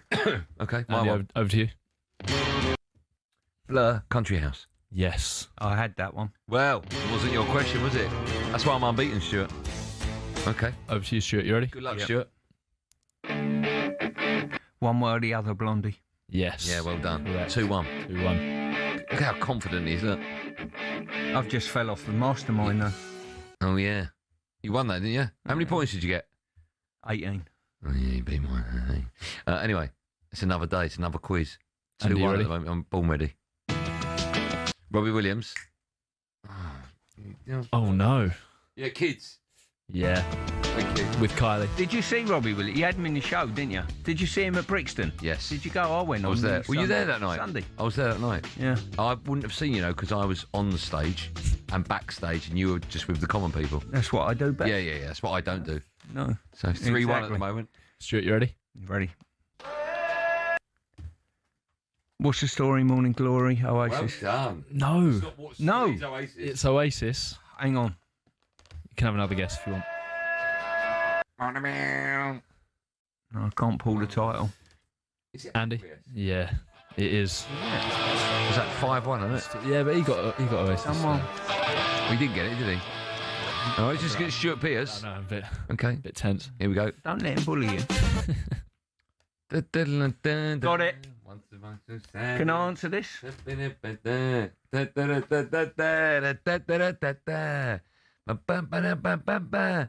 can't remember what it's called. Native New Yorker. Oh, I think. Who by?